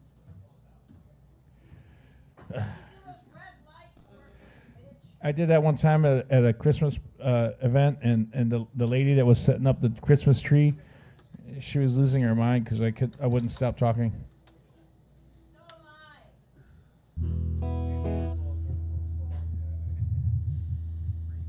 Okay.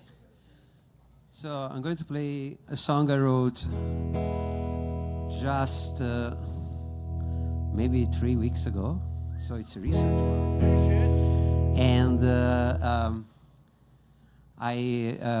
I'm recording it. So I done some drums and bass at home. I'm going to play them on my iPhone. It's the first time I try something like that. So if it comes out like shit, that's it.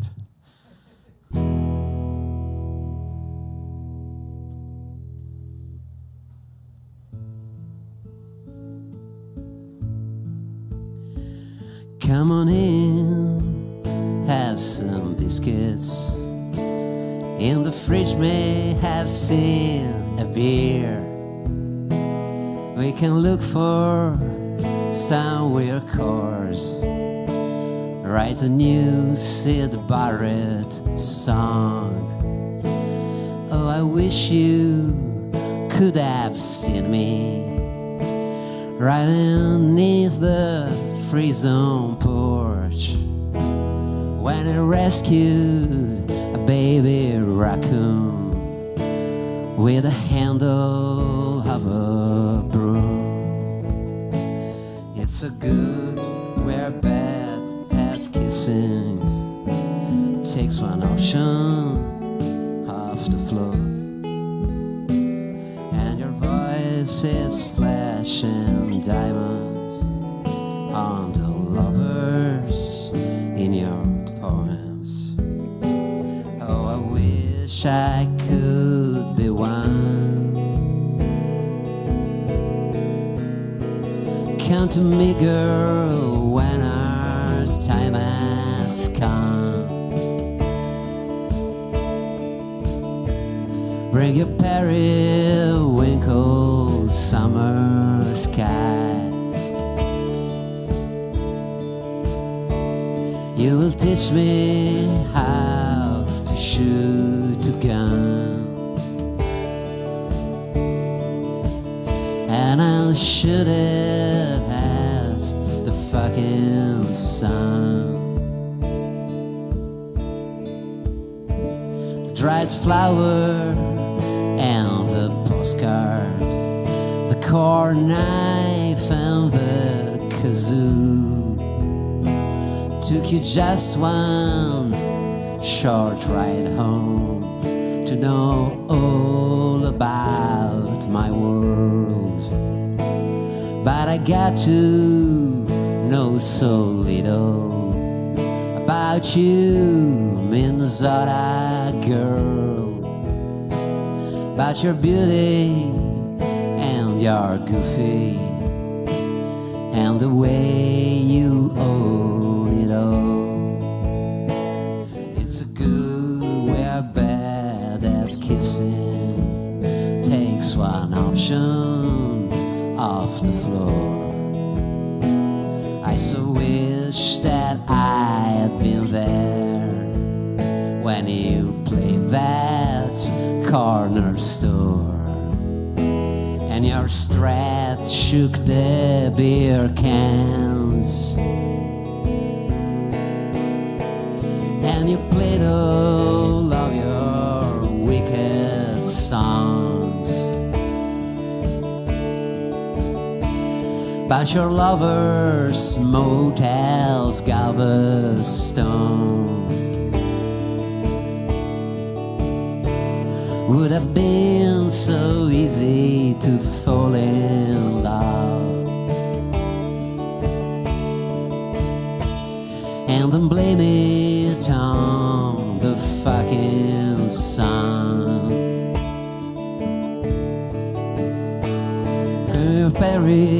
Periwinkle summer skies, bringing what is broken and can't be undone. And was last bad kiss before the dawn. Won't you shine on me, Minnesota sun?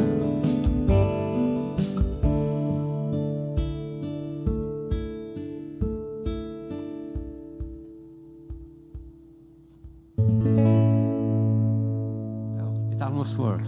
Thank you.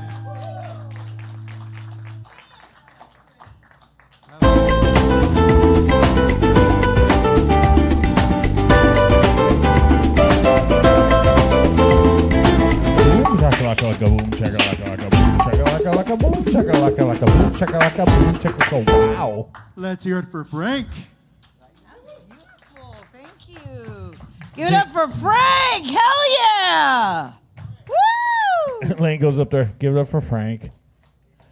Oh, no. Coming up Did- next. Did you see what I was doing? Because like at one point the fog was just hanging right in front of the light. I grabbed one of the fans that Tom Moon gave me. I started, and it worked a little bit. Now, that was a cool tune, man. It kind real- of it kind of reminded me of like kind of like Pink Floyd After the Wall. A little bit. Like kind of had a Roger Waters meets Dylan sort of. yeah, like it was. flavor. That was the original song, right? Yeah, original. It's beautiful, man. That was It's beautiful. cool, man. We need more songwriters. Come on, y'all. Original. Original. Yeah, you can play covers. You can even read cover poetry. but original is what's about. I think the only cover poetry I've really read was Brian's. I did a cover of a cover while I was under the covers. Coming up next. To the Coming up stage. next, let's hear it for Bill O'Brien.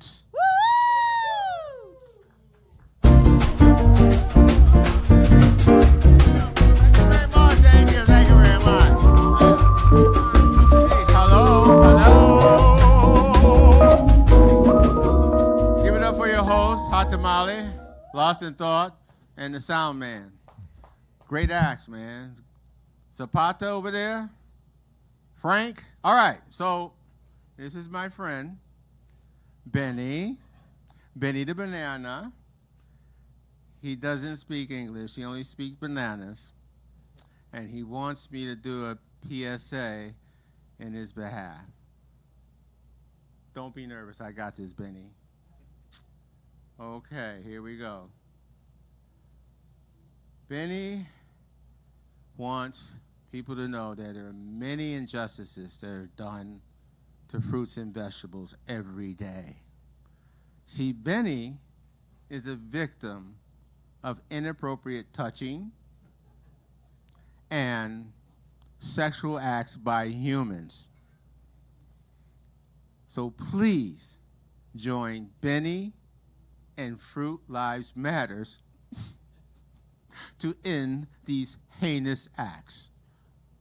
Imagine if someone grabbed your melons, your yams, or your cucumber. Yes. So the next time you are in the produce section, please ask them before touching and leave a tip. Just because you talk to a fruit doesn't mean that you're nuts. It only shows that you care. Thank you very much. So I just got back from the East Coast, so I had to go to court. Nothing serious, taking care of my mama's estate. And so man, air travel, it sucks. So I got chosen to get pulled over by TSA. They went through my entire backpack. And the questions they ask, I swear to God, it's just so stupid. Like, he's looking at my nuts and saying, "What is this?" I said, honey roasted nuts. Would you like some? And what is this? I said, looks like a pickle. Would you mind? Stop squeezing my pickle. I think the next time I go traveling, I'm going to check all my bags in, and I'm just going to wear a G-string and flip-flops. Thank you very much. This is my time. I'm done. I'm actually done. Just trying out some new material. Thank you. But you're not wrong about But you're not wrong about the G-string and flip-flops. If it's going to speed things up, let's go. You know, especially now. Let's hear it for Bill O'Brien. We actually had, like I said, we just finished a 4-day comedy festival, and on Thursday night we had some comedians that couldn't make the event because of the airlines. All the TSAs. Yeah. And so we had to get some backup, which was great. I mean, they were fine, but they were trying to make the festival and they couldn't because of the fucking airline situation. I actually had some customers last night that they bought a couple of travel size. I was like, "Are you on the road?" I said, "Well, we're getting ready to take a flight tomorrow." I was like, "What time is your flight?" And it was like 9 p.m. They said, "It's 5 a.m. tomorrow." I was like, "You might want to get there now." See, it gets to the point where you have to show up so early to the airport to get through all that Might as bullshit. well just You could have drive. just driven there, and you'd be there, Yeah, sucks. At least you're doing something. All right, Lost of Thought. Who's coming up next? So coming up, we actually have a few new voices in our set. Ooh, okay. Well, is the next one a Yes, new voice? next one is a new voice. New voice. Let's hear it for Aaron Midley.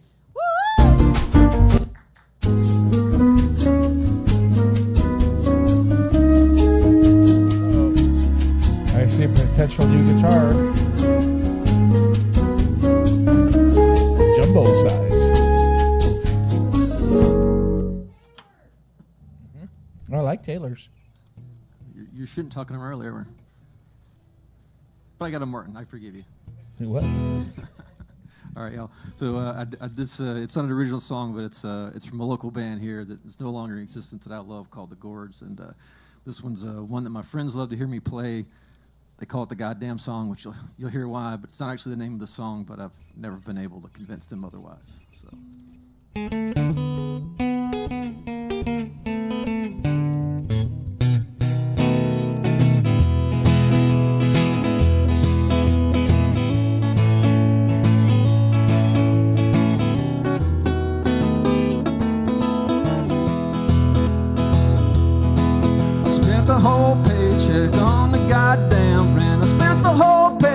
On the goddamn rent. Ain't much more that I can piss and moan about. Piss and moan right out of here. I spent the whole damn day in the goddamn house. I spent the whole damn day in the goddamn house. Ain't much more that I can ramble on about. Ramble right on out of here. Say you don't know where your money goes. You got your Andrew Jackson. I wish I had me one of those. I spent the whole damn wad on food and pot. I spent the whole damn wad on food and pot. Ain't much more that I have got. Get it and get out of here. Say you don't know where your money goes. You got your Abraham Lincoln. I wish I had me some of those. I spent the whole damn day in the goddamn house. I spent the whole damn day in the goddamn house. Ain't much more that I can ramble on about. Ramble right on out of here. Say you don't know where your money goes.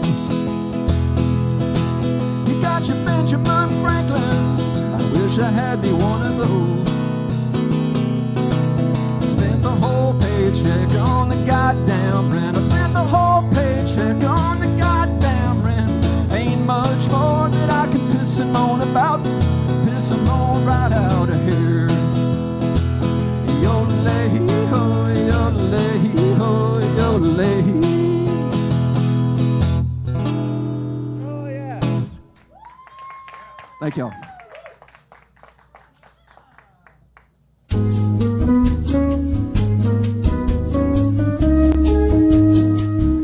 Okay.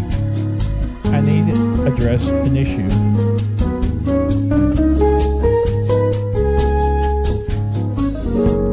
I sold Taylor guitars for 15 years. No, seriously, they're phenomenal instruments. And I was one of those kind of guys, Martin, like, what the fuck? You know, like, why are they so expensive? And no, I mean, it's like the Gibson Fender war, you know, which is better. I mean, they're both badass instruments. I mean, it comes down to preference. And I just want to acknowledge that. I love your Taylor. What model is that? I don't know. It's brown. And like an 810 or 815. Okay, yeah. And so, but see, that just, I mean, good God, man, it's just like we're getting to the point where even guitars coming out of Indonesia are pretty fucking good anymore. You know, like, damn. Okay, I'm done. Thank you. That was a sound engineer moment from Ernie B. Let's hear it for Aaron Midley. Woo! Love that new song, man. Yes. Love that new song. That was a fantastically melodious, wonderful song. I swear he was reminding me as like I was talking with my coworker the other day. It's like when paychecks come around, you feel wealthy for about half a day. And then it's like rent, mortgage, car payment, insurance, utilities, and you're like, I'm broke. I can't wait till I get 1 million hits on Spotify to get my 10-cent check. Woohoo! All right, lost in thought. Who's coming up next? Just strange deja vu. All right, we have another new voice. Another new voice. Let's hear it for TRX Prototype. Damn it, I'm off on it.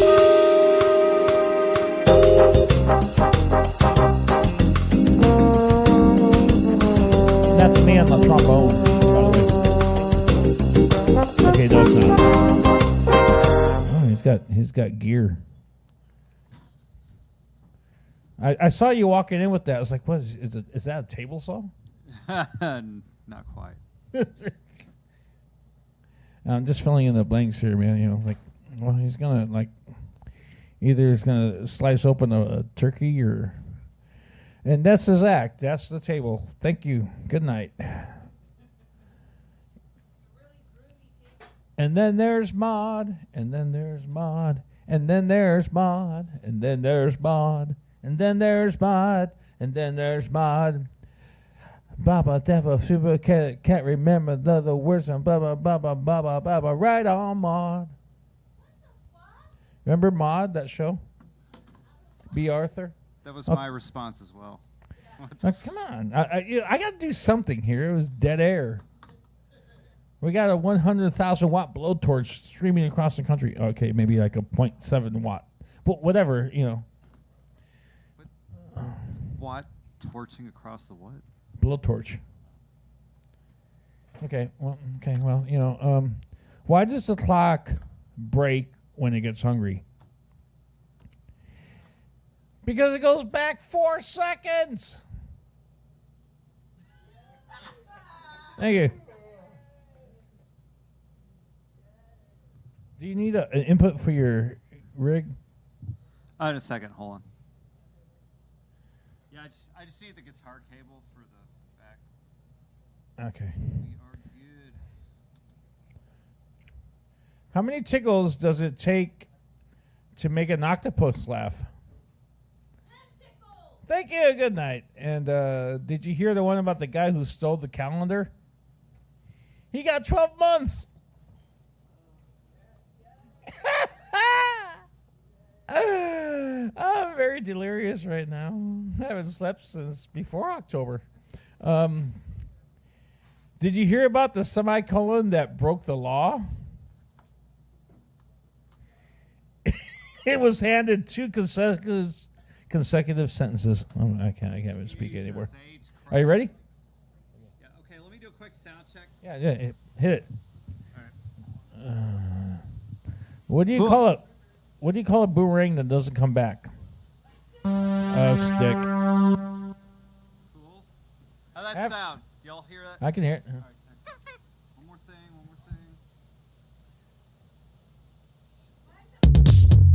Is it meant? Cool, yeah, let's go. Oh shit! I just put all my dad jokes away. God damn it! So what if you know what Armageddon means? It's not the end of the world. I'll show you what Armageddon means. Oh shit! Here we go. Let me change. Oh, that is Armageddon right there. I just released on DistroKid last week. This is called Prototype.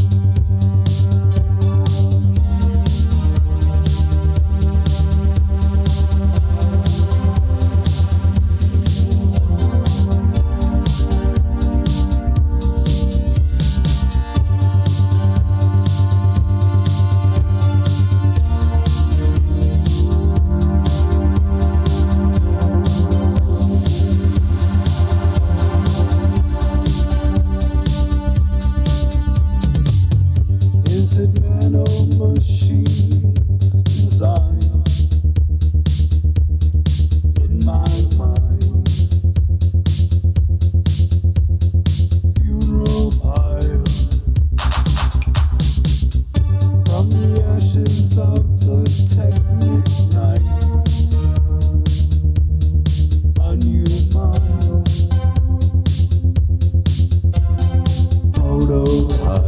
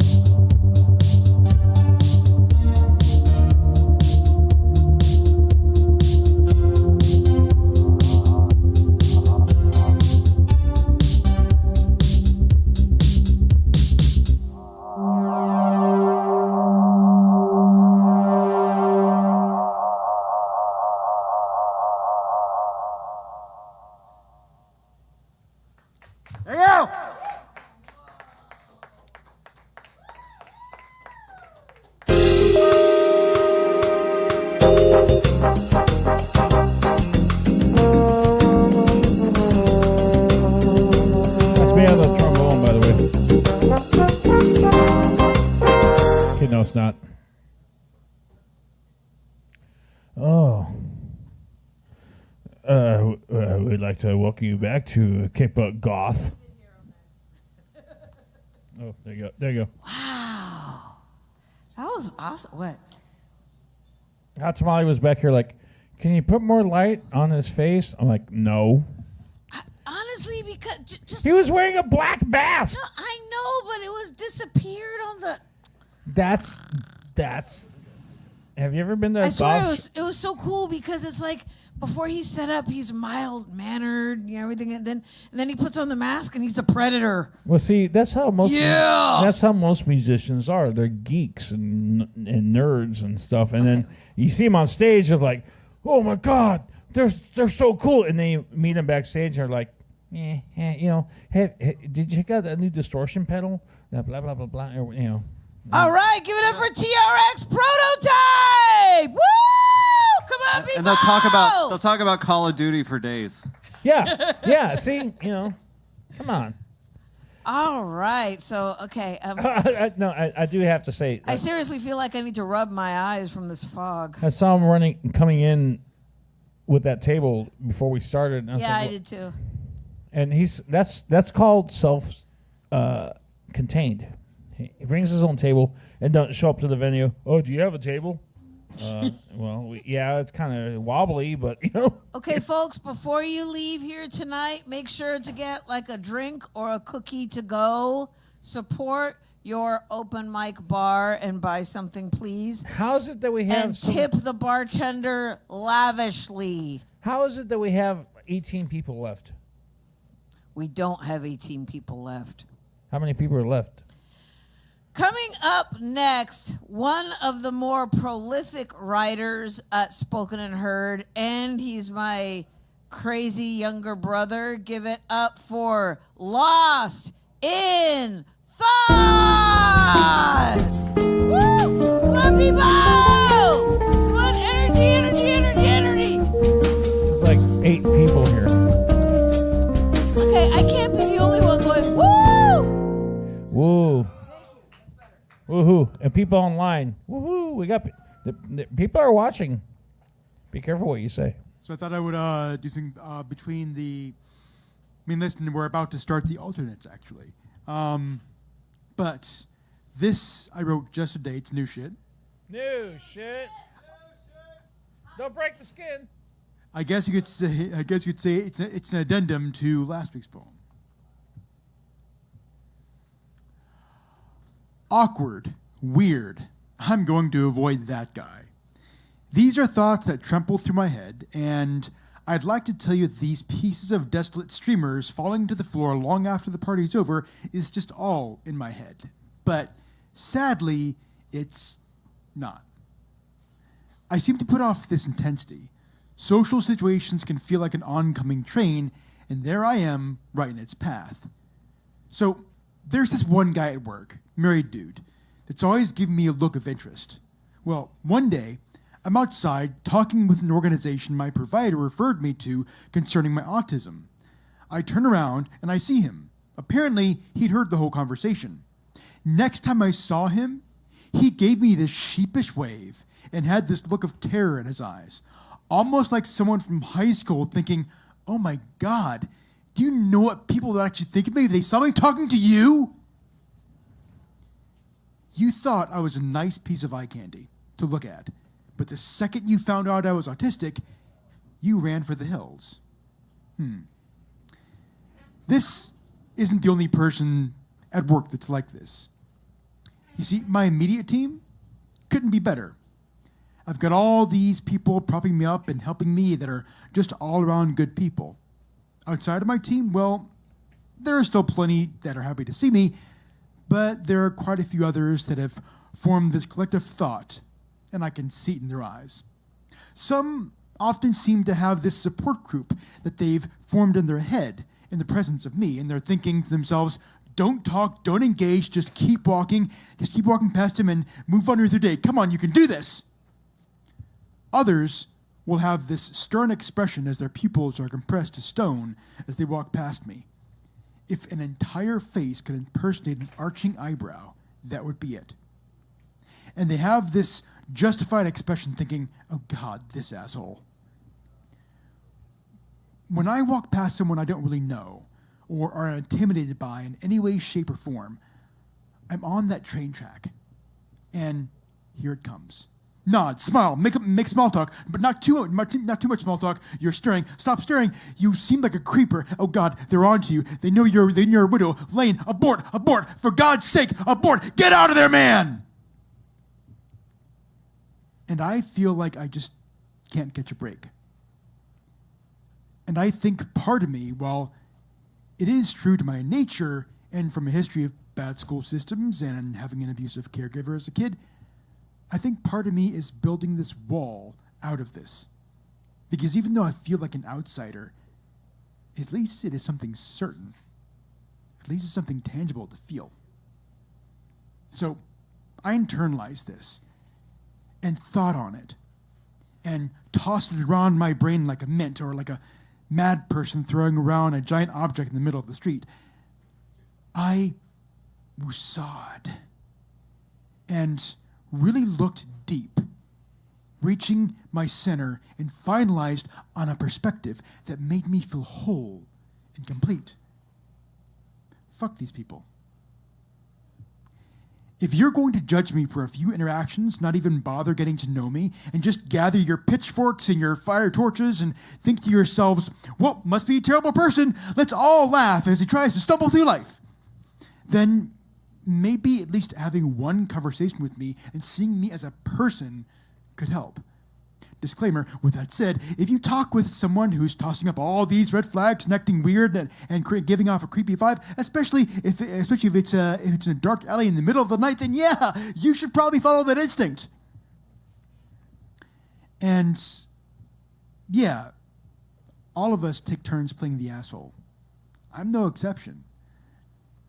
I often imagine a situation where I'm reading this piece at work.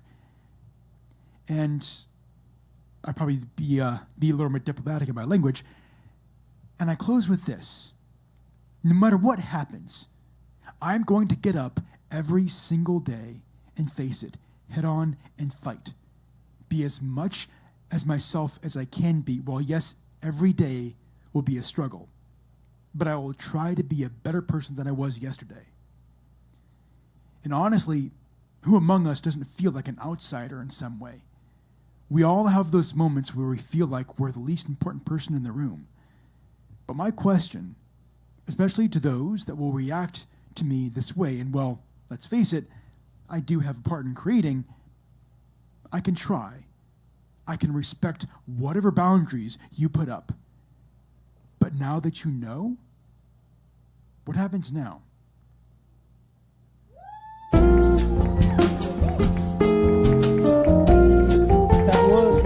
Of Lane Time. All right, give it up for Lost in Thought. Lost in Thought. It is. I've read a poem he wrote. I need some water. Oh, I was going to say, is Phoenix still here? I was wondering why you were reading because I thought there was only 92 people left. Okay, what's the name of the performer that you're looking for? I mean, Phoenix. Phoenix, are you still here, Phoenix? Phoenix going once. Phoenix going twice. All right, they're not here. Pat's fucking throwing chairs over back here. He seems like he was doing that earlier. Actually, thank you for introducing him. Coming up next, let's hear it for Pat Reed.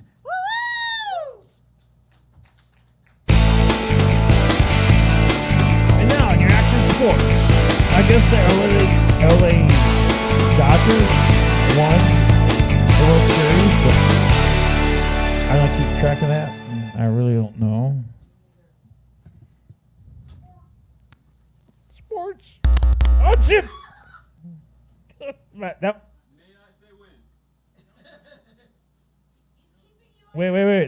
was my bad. I got a lot of buttons to push over here. Okay, guys, come on. Okay, go ahead. Do your thing, man. I haven't slept since the 80s, actually. But no, seriously, this month has been crazy. I'm crazy me for loving you. No, I'm doing something. Chill.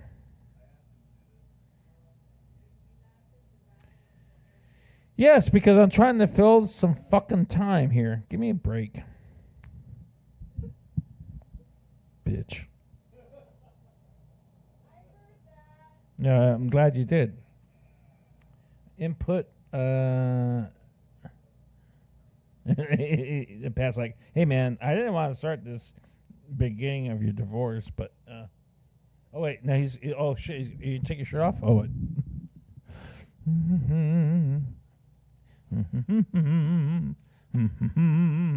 Hey, why shouldn't you spell parts backwards?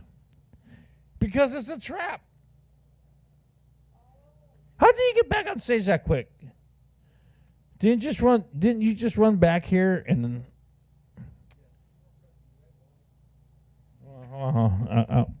I gotta get recombobulated here. Hold on. I was discombobulated, but I need to get recombobulated. Okay, you plugged it into the red cord, right?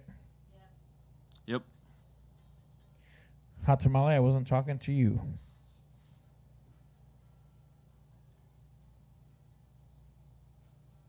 Oh, I see, my bad. There we go. Yeah, I need a lot of help.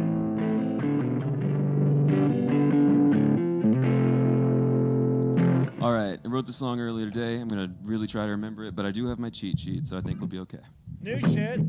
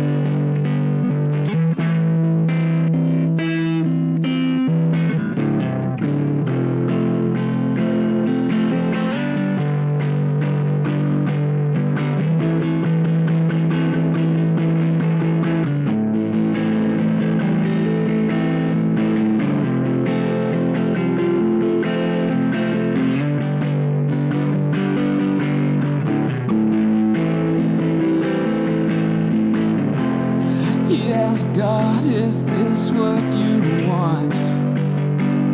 To eat our suffering, to fuck our pain. The God of life is the God of death too. Kill him in his name. A widowed man sits by the river, twisted in anger while he prays. A twisted man sits by the river, staring at corpses where they lay.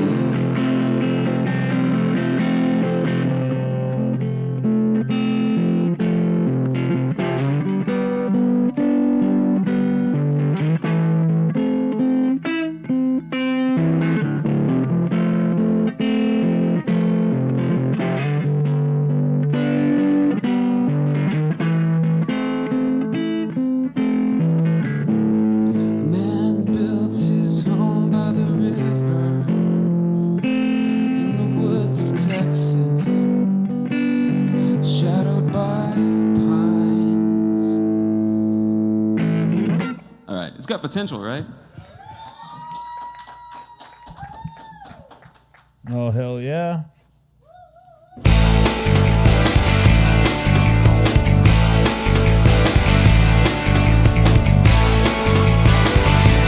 And now back with the Action Sports. Here is Hot Ferrari giving you the updates.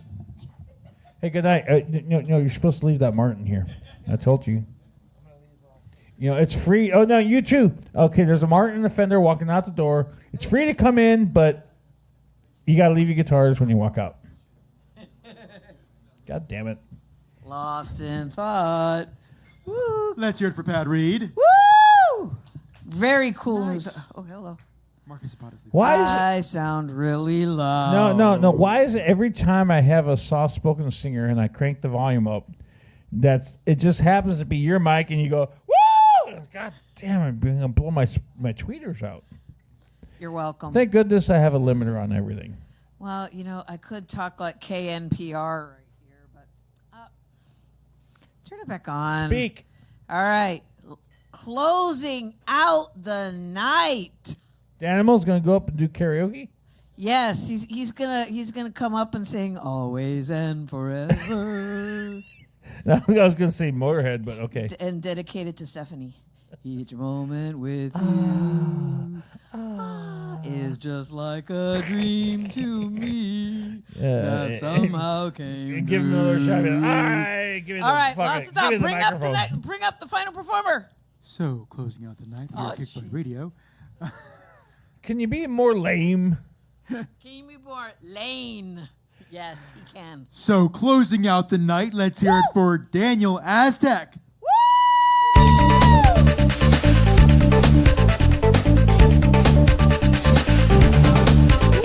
Another nice guitar. God damn it, I'm breaking them in. Eat more beef.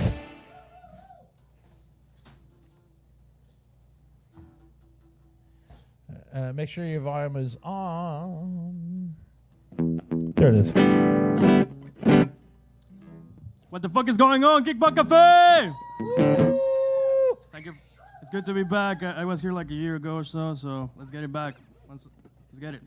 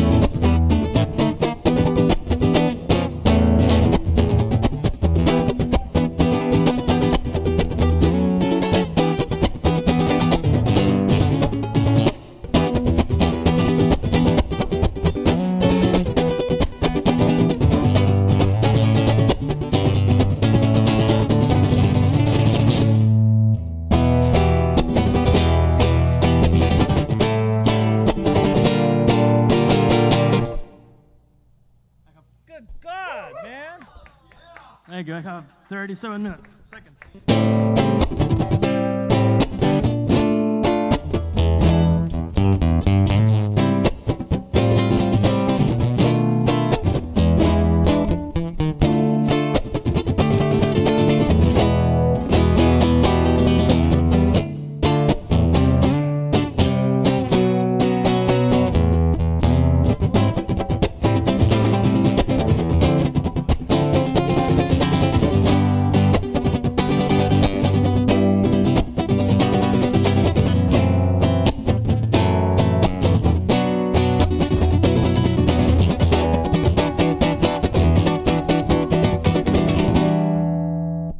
Thank you.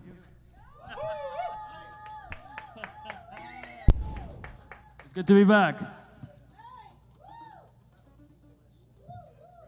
I'm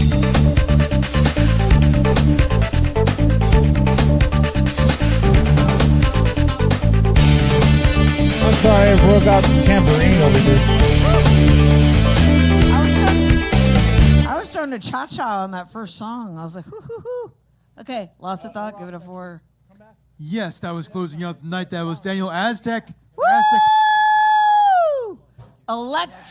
Electrically closing out the night. Absolutely. Like I said, guys, before you leave the venue, please empty your pockets of all your cash and give them to your bartender, Danimal, because he keeps us fed, caffeinated, and buzzed. Thank you, Viking Danimal. Okay. I'm a believer.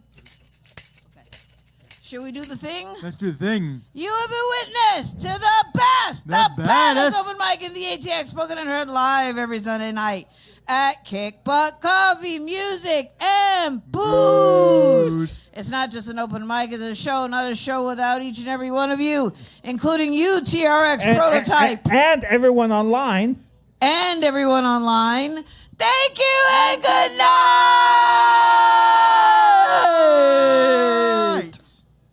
Ernie? I was late. Woo-hoo, I do a lot of shit here. Yay! More beef. God damn it. I lost the light. See, I just fixed that geyser, and now I lost the light on the other geyser. Fuck, it never ends.